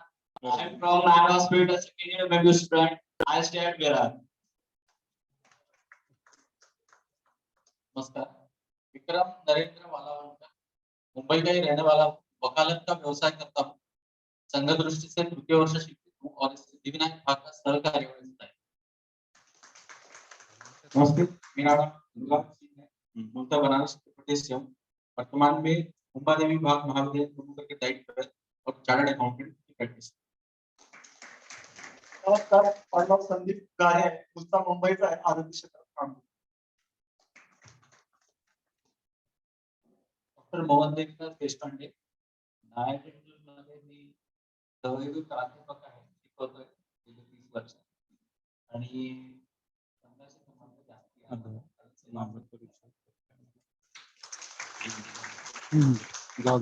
नमस्कार, दीपक रामाश्रय मिश्रा, सिद्धिविनायक विभाग प्रचारक. जिम्मेदारी है 2य वर्ग शिक्षक और 2019 से प्रचारक. नमस्कार, Ashish Arun Pandey, final year MBBS student, Rajiv Gandhi medical college Thane. Sevanpur से 2019 से जुड़ा हूँ और रहने के लिए कानपुर. धन्यवाद. Good evening, everyone. Myself, Dr. Rohini Vasudev Devge. I am from Jalna. I have completed my BDS from CSMS Dental College, Aurangabad, and right now I am doing internship in Government Dental College, Mumbai. Thank you. Good evening, everyone. माझं नाव सुष्मिता गव्हाणकर. मी औरंगाबादची आहे आणि मी मुंबईमध्ये internship करते. नमस्कार. मी महादेव बळीराम पडवळ, मूळचा लातूरचा आहे. सध्या टाटा कन्सल्टन्सी सर्व्हिसेस मध्ये सॉफ्टवेअर इंजिनियर म्हणून काम करतो आणि सेवांपूर मध्ये पश्चिम महाराष्ट्र प्रांत संसाधन प्रमुख अशी जबाबदारी आहे. नमस्कार, माझं नाव मनोज सुखनाथ मिळे. मूळ जळगाव जिल्ह्यामध्ये यावल साखरे नावाचं गाव आहे आणि संघदृष्ट्या प्रथम वर्ष शिक्षित आहे आणि सध्या सेवांपूरचा कार्यकर्ता म्हणून काम करतोय. धन्यवाद. कोणी राहिलं नाही. इस परिचय सत्र सौम्या मैम का परिचय. Doctor Saumya Bulusu madam. Saumya Bulusu ma'am gynaecologist है और अभी तेलंगाना मेडिकल कॉलेज में असिस्टेंट प्रोफेसर करके काम करते हैं और खुद का प्राइवेट प्रैक्टिस भी करते हैं. सेवांपुर की कोकण प्रांत में निमंत्रित सदस्य है. हाँ, राहुल जी का परिचय है. राहुल जी पाठक है. राहुल जी सांगपाड़ा में रहते हैं और साप्ताहिक विवेक में काम करते हैं. सेवापुर के प्रारंभ से वो सेवापुर को जानते हैं. सेवापुर के उत्तम कार्यकर्ता के नाते वो अभी तक है. पहली जो श्री गुरु विद्यालय की संकल्प टीम थी तो वहां से उनका सेवापुर से परिचय है और अभी सेवापुर मुंबई की टीम उनके वो पालक है और वो जिम्मेदारी बखूबी निभाते हैं. बात करते नहीं, सिर्फ काम करते हैं.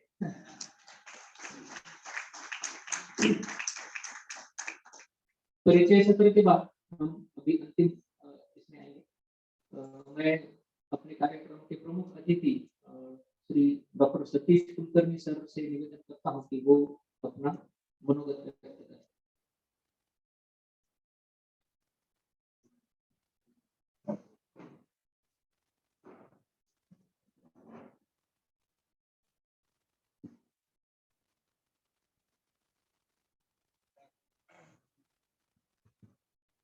आपल्या कार्यक्रमाकरता उपस्थित असलेले श्री आज ज्यांच्या सन्मानार्थ आपण कार्यक्रम करत आहोत, रोहित गुप्ता जी यांनी आपले अनुभव कथन केलेले आहे. ते सगळे डॉक्टर्स, इथे विविध क्षेत्रात काम करणारी सुजाण नागरिक आणि माझ्या बंधू भगिनी.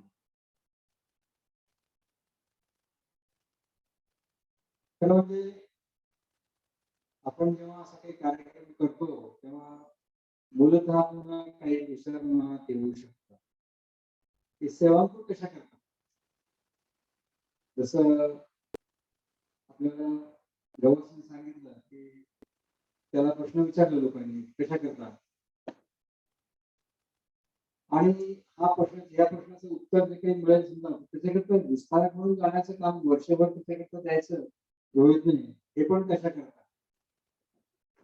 दोन्ही प्रश्न खूप मूळ प्रश्न आहेत आणि खरोखर त्याच्यावरती आपण सगळ्यांनी विचार केला पाहिजे. मुळात हा विचार करत असताना आपण पाहतो की याची मुळं कुठे जातात. तर आपली जी काही प्रचलित शिक्षण पद्धती आहे या शिक्षण पद्धतीमध्ये यातल्या बऱ्याच गोष्टी येतात. यात आपल्याला सामाजिक संस्कार करायची संधी कधी मिळते का.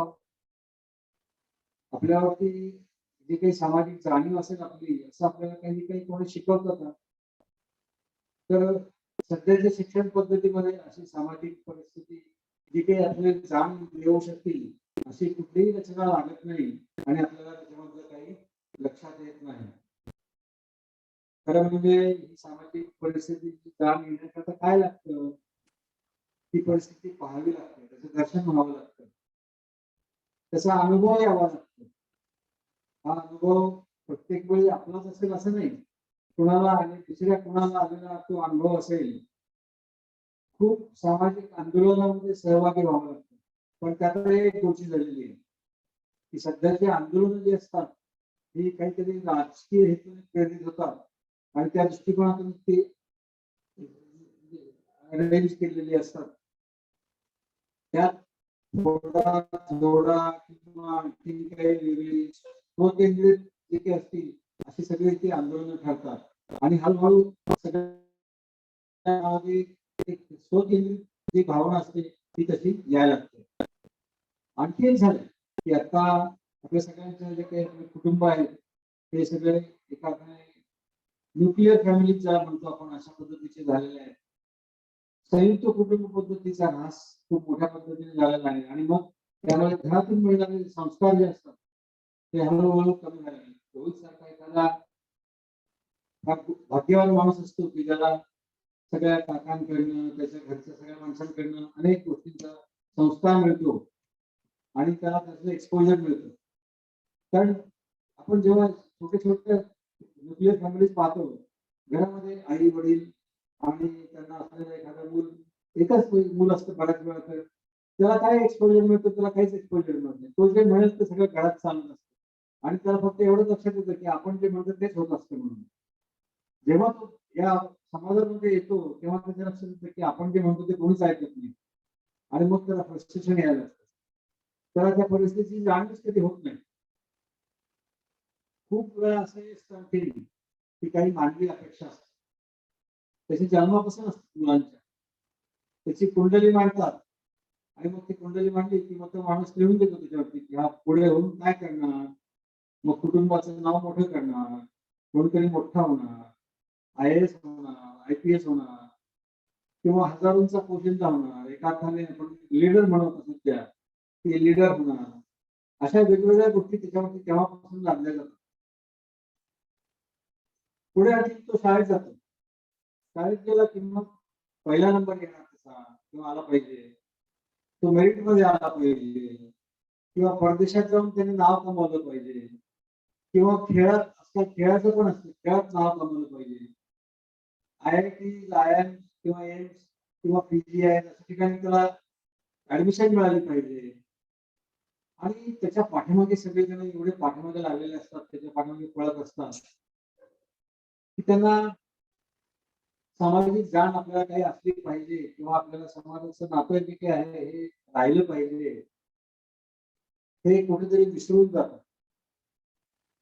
आपल्या युनिव्हर्सिटीच्या काय असतात त्या पण फक्त अकॅडमिक ओरिएंटेड युनिव्हर्सिटी झालेल्या आहेत. आपली शिक्षण पद्धती मागाशी जसं मी म्हणालो तसं युनिव्हर्सिटी पण अकॅडमिक ओरिएंटेड झालेल्या आहेत आणि त्याचं जे काही ओरिएंटेशन जे काही आहे त्याचं बाहेर यायला काही तयार नाही येत. आणि मग आपल्या समाजाची समस्या आपल्याला समजणार कशा, त्याची कारणं काय असतील त्या समाजाच्या समस्यांची, त्याची उकल करायला कशी करायची, त्याच्याकरता किती वेळ लागू शकतो त्याचा पण आपल्याला अंदाज नसतो. आपण असं वाटतं की हे तर काय साधी गोष्ट आहे, सगळ्यांना समजलं पाहिजे, सगळ्यांनाच बुद्धिमत्ता आहे आणि हे झालं पाहिजे, पण प्रत्यक्षात होत नाही. आणि आपण पाहतो की या क्षेत्रात काम करायला कोण असू शकतं, हे कुठं करायला पाहिजे हे काम. खरं म्हणजे हे विद्यार्थी दशेत असतानापासून हे काम व्हायला पाहिजे. आणि हे काम विद्यार्थी दशेत असताना त्यातले जर आणखी त्याला अभ्यासू विद्यार्थी असेल म्हणजे कोण, आपण असं पाहतो की खूप अभ्यास करणारे विद्यार्थी मेडिकलला, इंजिनिअरिंगला, IIT-ला, IIM-ला लागतात असं म्हणलं जातं. प्रत्यक्षात असं असतं तसं नाही. कारण काय ते अभ्यास करतात का कदाचित असे असेल की ते मार्क मिळवण्याची ट्रिक त्यांना समजते आणि या ट्रिकमुळे ते तिकडे जातात. पण सर्वसामान्यपणे जे काही असतात ते असे अभ्यासू विद्यार्थी याच्याकरता जर आपल्याला त्यांचा असा गट तयार करता आला त्यातली त्यात हे इलाइट ग्रुप मध्ये जातात पुढे त्यांच्या भावी आयुष्यामध्ये. तर या सगळ्यांचे जे काही विचार केल्यानंतर याचं जे काही उत्तर निघू शकतं तर ते विद्यार्थ्यांशी खूप संपर्क आला पाहिजे हे त्याचं उत्तर येतं. तोपर्यंत त्यांचं आयुष्य पूर्ण होणार नाही. त्यांना फक्त अकॅडमिक शिक्षण घेऊन चालेल का, तर नाही चालणार. आपण असं म्हणतो की खूप सॉफ्ट स्किल त्याला यायला पाहिजे, त्याला जास्तीत जास्त एक्सपोजर व्हायला पाहिजे, त्याला अनेक गोष्टींची समस्यांची उकल करता आली पाहिजे. ही समस्या जे काही समजते त्याचं कारण त्याला शोधता आली पाहिजे. आणि मग एवढं सगळं जर केलं तर मग आपला समाज जो काही असेल हा एका अर्थाने एक चांगला समृद्ध समाज निर्माण होऊ शकेल. आपण जर असं पाहिलं की आपलं सेवांपूरचं काम जे काय सेवांपूर कशाकरिता असं जर की आपण प्रश्न घेतला तर या सगळ्यांच्या पाठीमागे अशा काही गोष्टींचा धागा असतो. आणि हा धागा एका अर्थाने आपल्याकरता खूप महत्वाचा धागा असतो. जे सहजासहजी घडत नाही त्या गोष्टींचं कौतुक होतं. आणि अशा गोष्टींकरता कामाला लागणं हे रोहितने ठरवलं की आपण या गोष्टीकरता काम केलं पाहिजे म्हणून त्याला विशेष त्याचं कौतुक आहे, त्याला शुभेच्छा आहे. फार वेळ घेणार नाही, मी थोडक्यातच माझी आणखी 2 गोष्टी सांगणार आहे की आपण रोहितला शुभेच्छा दिल्या. रोहितला शुभेच्छा दिल्या तर आपलं काम संपलं का? आपलं सगळ्यांचं काम खूप वाढलं आहे. कारण काय आहे की रोहितला अनेक अनुभव येणार. आपण स्वच्छ मनाने त्याचे अनुभव ऐकले पाहिजे, ते स्वीकारले पाहिजे. कारण तो त्याच्याकरता पूर्ण वेळ देतोय तसा.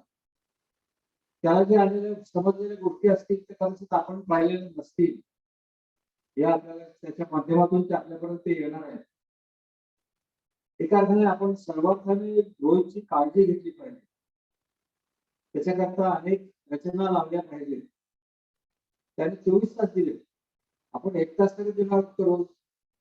तो दिवसातले 24 तास ह्या गोष्टीकरता काम करणार आहे. आणि त्याचा स्वभाव, त्याची धड, त्याची जडणघडण, त्याच्या बाकीच्या गोष्टींमध्ये असलेला विश्वास हे जर पाहिलं आपण तर तो खरोखर फार मन लावून काम करणार आहे. त्याला असं पाठी टाकू काम ज्याला म्हणतात असं जमतच नाही. आपण पण आपल्याकरता खरोखर दिवसभरात एखादा तास तरी देणार आहोत की नाही हे आपण ठरवलं पाहिजे. ही आपली जबाबदारी आहे की रोहितला आपण आज समारंभ केला आणि त्याला शुभेच्छा दिल्या म्हणजे आपलं काम संपलं नाही, आपलं काम वाढलेलं आहे. ही जबाबदारी आपल्यावरती आलेली आहे. 1-2 गोष्टी रोहित करता आपण सांगाव्यात असं मला वाटतं की रोहित तू एकटा कधीच असणार नाहीस. तू कधीही तुला असं समजू नको की तू मी काय करणार बाबा आता असं मी एकटा आहे, मी कोणाशी बोलू, काय करू काय नाही. तू स्वच्छ मनानं सगळ्या सामाजिक परिस्थितीचं आकलन कर. एका गोष्टीवरती विश्वास ठेव की सामाजिक परिवर्तन हे अत्यंत धीम्या गतीने होत असते. आणि आपल्याला किती जरी घाई असली समजा हे बदल झाले पाहिजे तर हे बदल कदाचित आपल्या आयुष्यामध्येच होतील असं नाही. पण त्या दृष्टिकोनातून आपला प्रवास जर सुरू झाला तर निश्चितपणे आपण त्याच्यामध्ये काही आणखी चांगला समाज घडवू शकू. आणि हे बदल होतील या विश्वासावरती आपण हे आपलं काम केलं पाहिजे. आणि त्यातून येणाऱ्या प्रसंगांना आपण सामोरे गेलं पाहिजे. त्यातून निराश होता कामा नये. वैयक्तिक जीवनात मला खात्री आहे तर असं राहणार की वैयक्तिक जीवनामध्ये कुठलीही आपण चूक करणार नाही याची काळजी घेतली पाहिजे. ही तयारी अनेक दिवसांपासून करतो आहे. आजपर्यंत जे काही संस्कार घेतलेले असते पण खूप चांगल्या पद्धतीने घेतलेले आहेत. पण यापुढेही ते चालू ठेवले पाहिजे. तुला तुझ्या कार्याकरता शुभेच्छा सर्वांच्या वतीने. तू एकटा नाही, आम्ही सगळेजण तुझ्या बरोबर आहोत. धन्यवाद.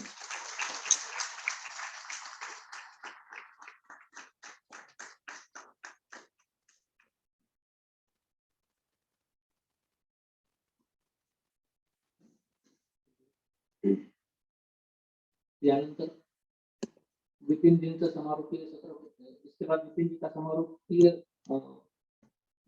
भाष्य होगा। उसके पहले मैं साक्षी गुर्जर को मंच पे आमंत्रित करता हूँ गीत गाने के लिए। उसके बाद विपिन जी का समारोह।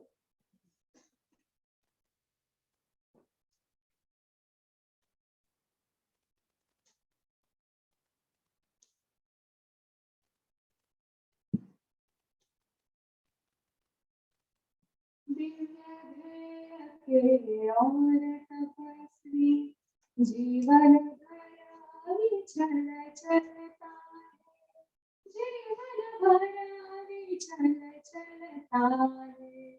सज धज कर आए आकर्षण, पग पग पर झूमते प्रलोभन होकर सबसे विमुख होली, पथ पर संभल संभल बढ़ता है, दिव्य ध्येय के और तपस्वी, जीवन भर चल चलता है, अमर तत्व की अमित साधना, प्राणों में उत्सर्ग कामना, जीवन का शाश्वत पगलेकर, साधक हंस कण कण करता है, दिव्य ध्येय के और तपस्वी, जीवन भर अविचल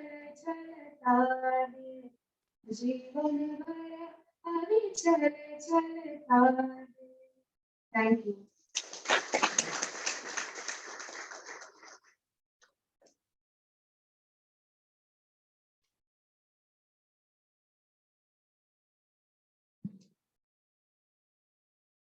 आदरणीय डॉक्टर सतीश कुलकर्णी जी, डॉक्टर अशोक कुलकर्णी जी, सेवापुर के सभी कार्यकर्तागण, सभी मेरे हम उम्र साथी, और आज जिस मुख्यतः जिस कार्यक्रम के लिए हम लोग आए हैं, अपने डॉक्टर रोहित जी को शुभेच्छा देने के लिए, ऐसे डॉक्टर रोहित गुप्ता जी, एक बैठे बैठे प्रसंग याद आ रहा था। गर्मियों के दिन थे और एक ट्रेन में एक बुजुर्ग व्यक्ति सफर कर रहे थे, पैसेंजर ट्रेन थी। पैसेंजर ट्रेन अपने को पता है कि हर स्टेशन पर रुक रुक के जाती है। अब उनको प्यास लगी तो ट्रेन रुकती थी, परंतु जो नल रहता था स्टेशन पे वो एकदम डिब्बे के पास नहीं होता था, तो वो उतर के जब तक नल तक पहुंचे थे इतने में ट्रेन चलने की सीटी दे देती थी, तो उनको फिर भाग कर वापस डब्बे में चढ़ना पड़ता था। तो ऐसा पूरे रास्ते में यही होता रहा। वो बार बार उतरते थे, पानी पीने के लिए जाते थे, पर पानी पीने से पहले ही ट्रेन जो है वो चलने को तैयार हो जाती थी। तो जैसे वो अपने अंतिम स्टेशन पर पहुंचे तो उन्होंने स्टेशन मास्टर के पास जाके कहा कि मुझे शिकायत करनी है, मेरे को कंप्लेंट बुक चाहिए। तो उनका क्या चाहिए? मुझे नहीं, कंप्लेंट बुक पे तो दे दी उन्होंने कंप्लेंट बुक। तो उन्होंने क्या कंप्लेंट लिखी? ये ट्रेन में आखिरी डिब्बा नहीं होना चाहिए, और अगर हो तो उसको बीच पर लगाना चाहिए। तो ऐसे ही ये जो अंतिम वक्ता होते हैं उसके साथ ये समस्या होती है। तो कभी कभी मैं सोचता हूँ कि कार्यक्रम में अंतिम वक्ता नहीं होना चाहिए, और अगर हो तो उसको बीच पर बुलाना चाहिए। तो पिछले 2 घंटे से हम लोग बैठे हैं, शायद उससे पहले से ही हम लोग अपने अपने स्थानों से निकले हैं।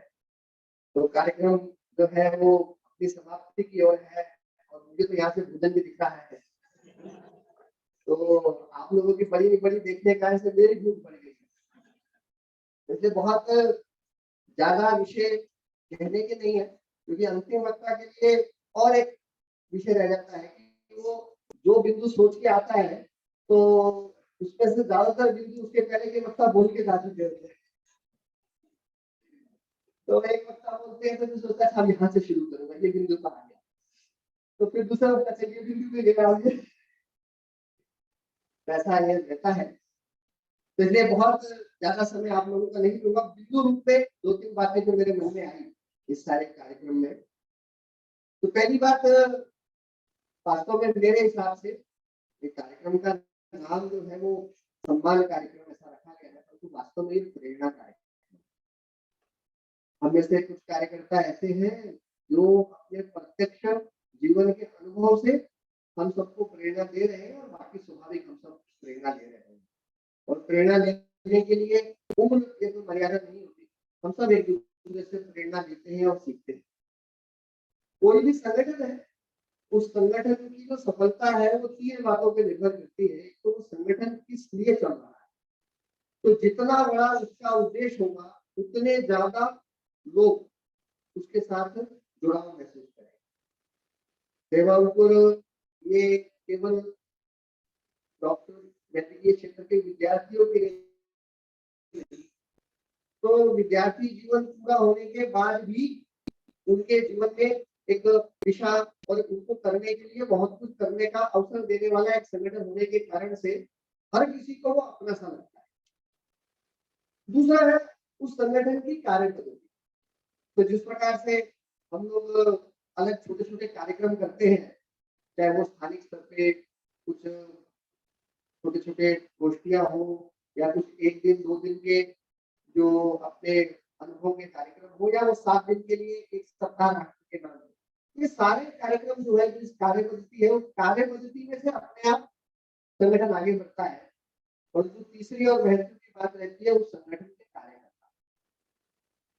तो कार्यकर्ता जो है, उस कार्यकर्ता को जीवन भर चलने के लिए, जिसकी गीत में बात की, तो एक चीज बहुत आवश्यक रहती है जिससे सबसे ज्यादा बचना चाहिए, जो अपने हिंदू शास्त्रों में 6 शत्रु कहे गए हैं, उस 6 शत्रु में सबसे कठिन और सबसे जिसको जीतना मुश्किल है ऐसा शत्रु है, उसको बोलते हैं मन, यानी अहंकार, मान, मैं करना, मैं आ जाता। तो ऐसे जब इस कार्यक्रम में स्वाभाविक है, कार्यक्रम का स्वरूप ही ऐसा है और सब अनुभव बता रहे हैं, तो किसी का नाम लेकर उसके जीवन के अनुभव बताए जा रहे थे, तो मैं बैठा बैठा सोच रहा था कि जिनके बारे में ये बताया जा रहा है उनको कैसा लग रहा होगा। परंतु जब रोहित ने स्वयं ये जो बात कही, तो मुंबईया हिंदी में वो उसका थोड़ा सा शब्द अलग चला गया, परंतु वास्तव में जो उन्होंने कहा वो बिल्कुल ठीक है कि ये जो है रोहित आज है, वो परिवार और सेवा अंकुर, इसके कारण से उसके अंदर ये सब भाव, ये सब संस्कार, ये सब जो उसके अंदर गुणों का विकास देखते हैं, ये उनके कारण है।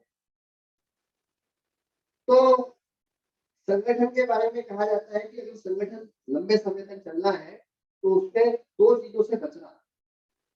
इसके बारे में कहा जाता है कंफर्ट लविंग कैडर और स्टेटस कॉन्शियस लीडरशिप।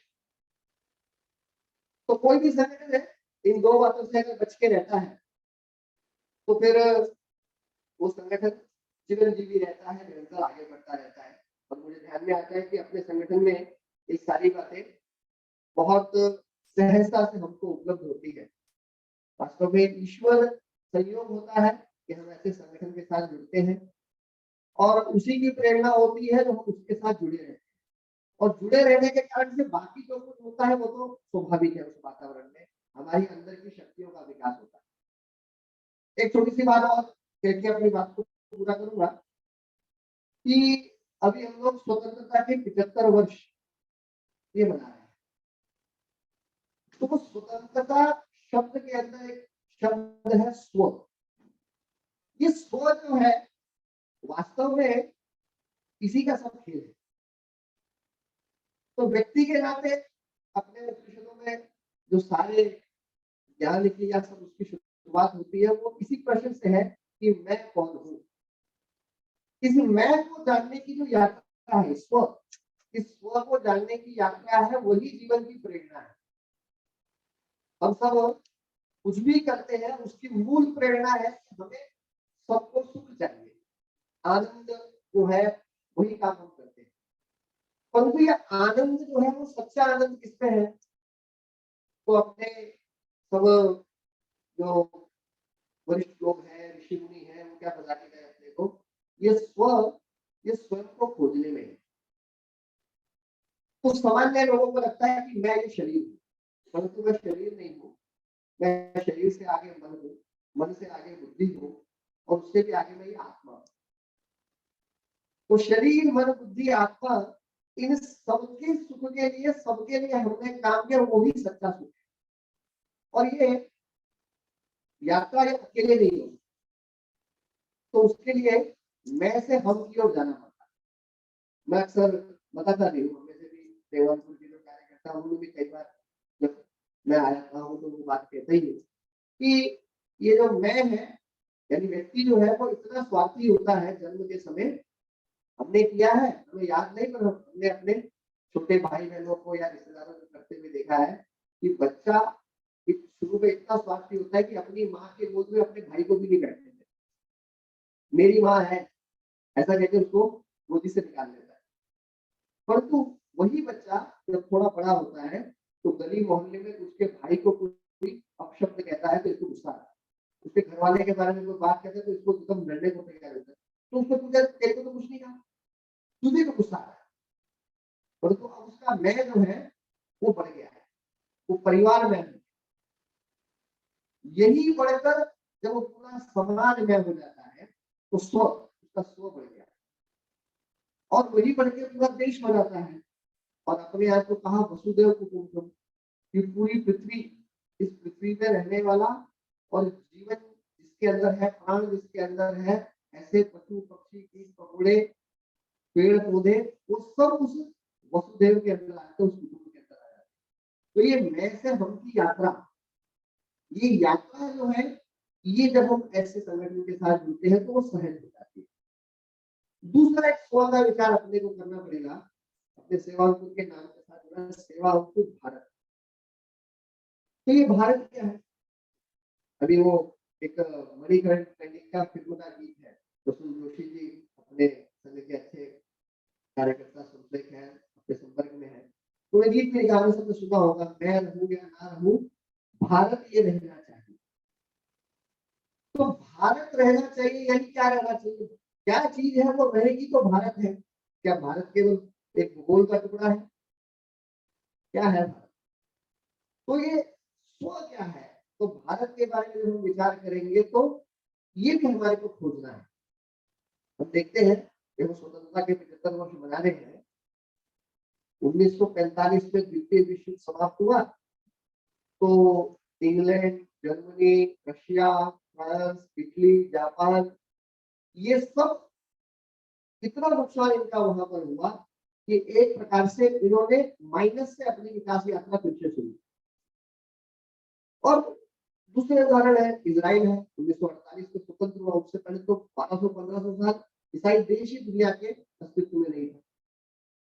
चीन है, चीन भी लगभग 1946-47 में ही स्वतंत्र हुआ और हम भी तभी स्वतंत्र हुए। आज ये सभी देश कहाँ आगे पहुंच गए? और देखा जाए जब हम तुलना करेंगे, आप लोग सब विद्यार्थी हैं, जरा अध्ययन कीजिए, तो जो किसी भी देश को आगे बढ़ने के लिए जो चीजें चाहिए, यानी प्राकृतिक संसाधन, जैव विविधता, फ्लोरा एंड फौना जिसको हम कहते हैं, वातावरण, कृषि योग्य भूमि, सिंचित भूमि और सबसे बड़ी बात उत्कृष्ट मानवीय शक्ति, ये सब भारत में सबसे ज्यादा है। भारत के लोग दुनिया में जहां जाते हैं वहां उनकी बुद्धि का, वहां उनके गुणों का सब जगह सम्मान होता है। वो करके भी दिखाया। आज अमेरिका की जितनी बड़ी बड़ी कंपनियां हैं उन सब कंपनियों के प्रमुख पद पे अपने भारत के लोग बैठे हैं। ये सब होने के बाद भी प्रगति की हमने 75 वर्षों में नहीं की, ऐसा नहीं, परंतु जो हमारी ताकत है उसकी तुलना में बहुत कम है। तो कारण क्या है? तो बहुत सारे कारण होंगे, हम गिना सकते हैं, परंतु मुख्य कारण क्या है कि वो सब देश जो है वहां उस देश के जो निवासी हैं, उस देश के जो नागरिक हैं, उनके मन में ये भ्रम नहीं है कि मैं कौन हूँ, हु आर वी। भारत में ये भ्रम है।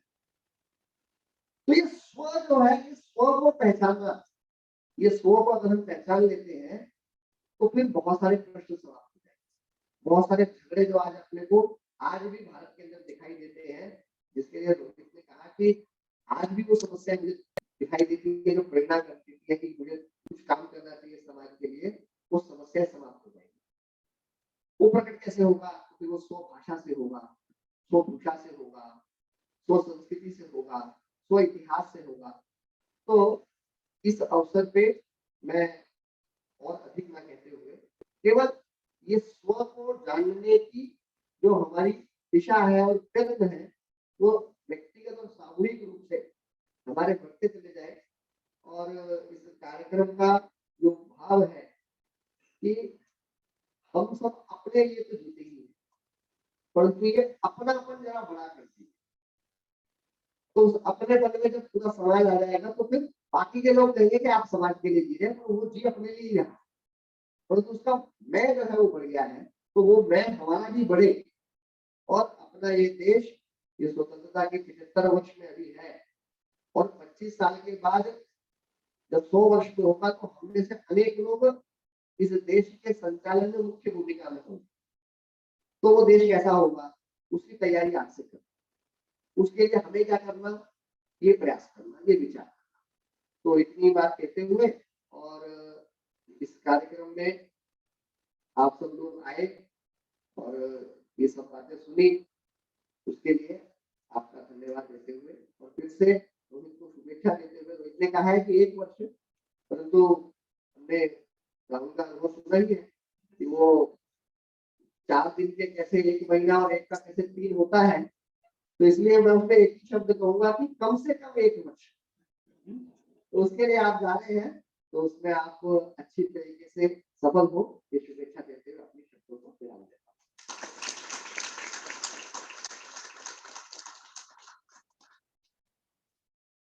इसके बाद में आभार प्रदर्शन के लिए अलीशा सैयद को आमंत्रित करता हूँ। अलीशा केएम कॉलेज में पढ़ती है और सेवापुर कोकण प्रांत की उपक्रम प्रमुख है।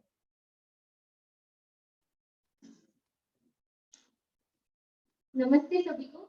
पहले तो सेवापुर कोकण प्रांत में ऐसा पहला अपना सेशन रखा है जिसको प्रेरणा सेशन ऐसा नाम दिया अभी, तो इसके लिए बहुत ज्यादा आभार और धन्यवाद कहूंगी। बिकॉज इस सेशन में मुझे तो बहुत सारे मार्जिन्स मिल गए हैं कि इस डायरेक्शन में भी सोच सकते हैं, उस डायरेक्शन में भी सोच सकते हैं। लाइक जैसे अभी सर्विस वर्क के बारे में कहा, तो इसके लिए सारे वक्ताओं का धन्यवाद। और विपिन जी, दीपक शाह सर, फिर एक मेरा में पॉइंट मुझे ऑन द स्पॉट कहने के लिए कहा है तो प्रिपेयर नहीं होगा सब। और सतीश जी, इन सभी का धन्यवाद। सेवापुर संबंधी अपने जो अन्य प्रांत है उनके कोर टीम के जो प्रमुख आए हैं उनका धन्यवाद। सेवापुर कोकण प्रांत की टीम और ऑर्गेनाइजिंग टीम जो इस सेशन की है उनका धन्यवाद। जितने भी मेडिकल स्टूडेंट्स आए हैं यहाँ पे और रोहित जी, उनका परिवार, रोहित जी के स्टूडेंट्स जो उनके फेवरेट स्टूडेंट्स है उनका धन्यवाद। जितने भी डॉक्टर्स यहाँ पे आए हैं उनका धन्यवाद। और यशवंत भवन हमेशा हमारी हेल्प करता है समय समय पर, तो उनका धन्यवाद। और आरएसएस के जितने कार्यकर्ता आए हैं उनका भी धन्यवाद। और आप सबने इतना मेरा सुना उसके लिए भी धन्यवाद।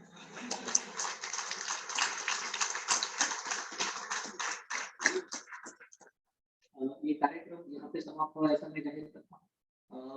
बाहर भोजन की व्यवस्था है, आप सभी से अनुरोध है कि भोजन का लाभ लें और अनौपचारिक कार्यक्रम का भाग है। धन्यवाद।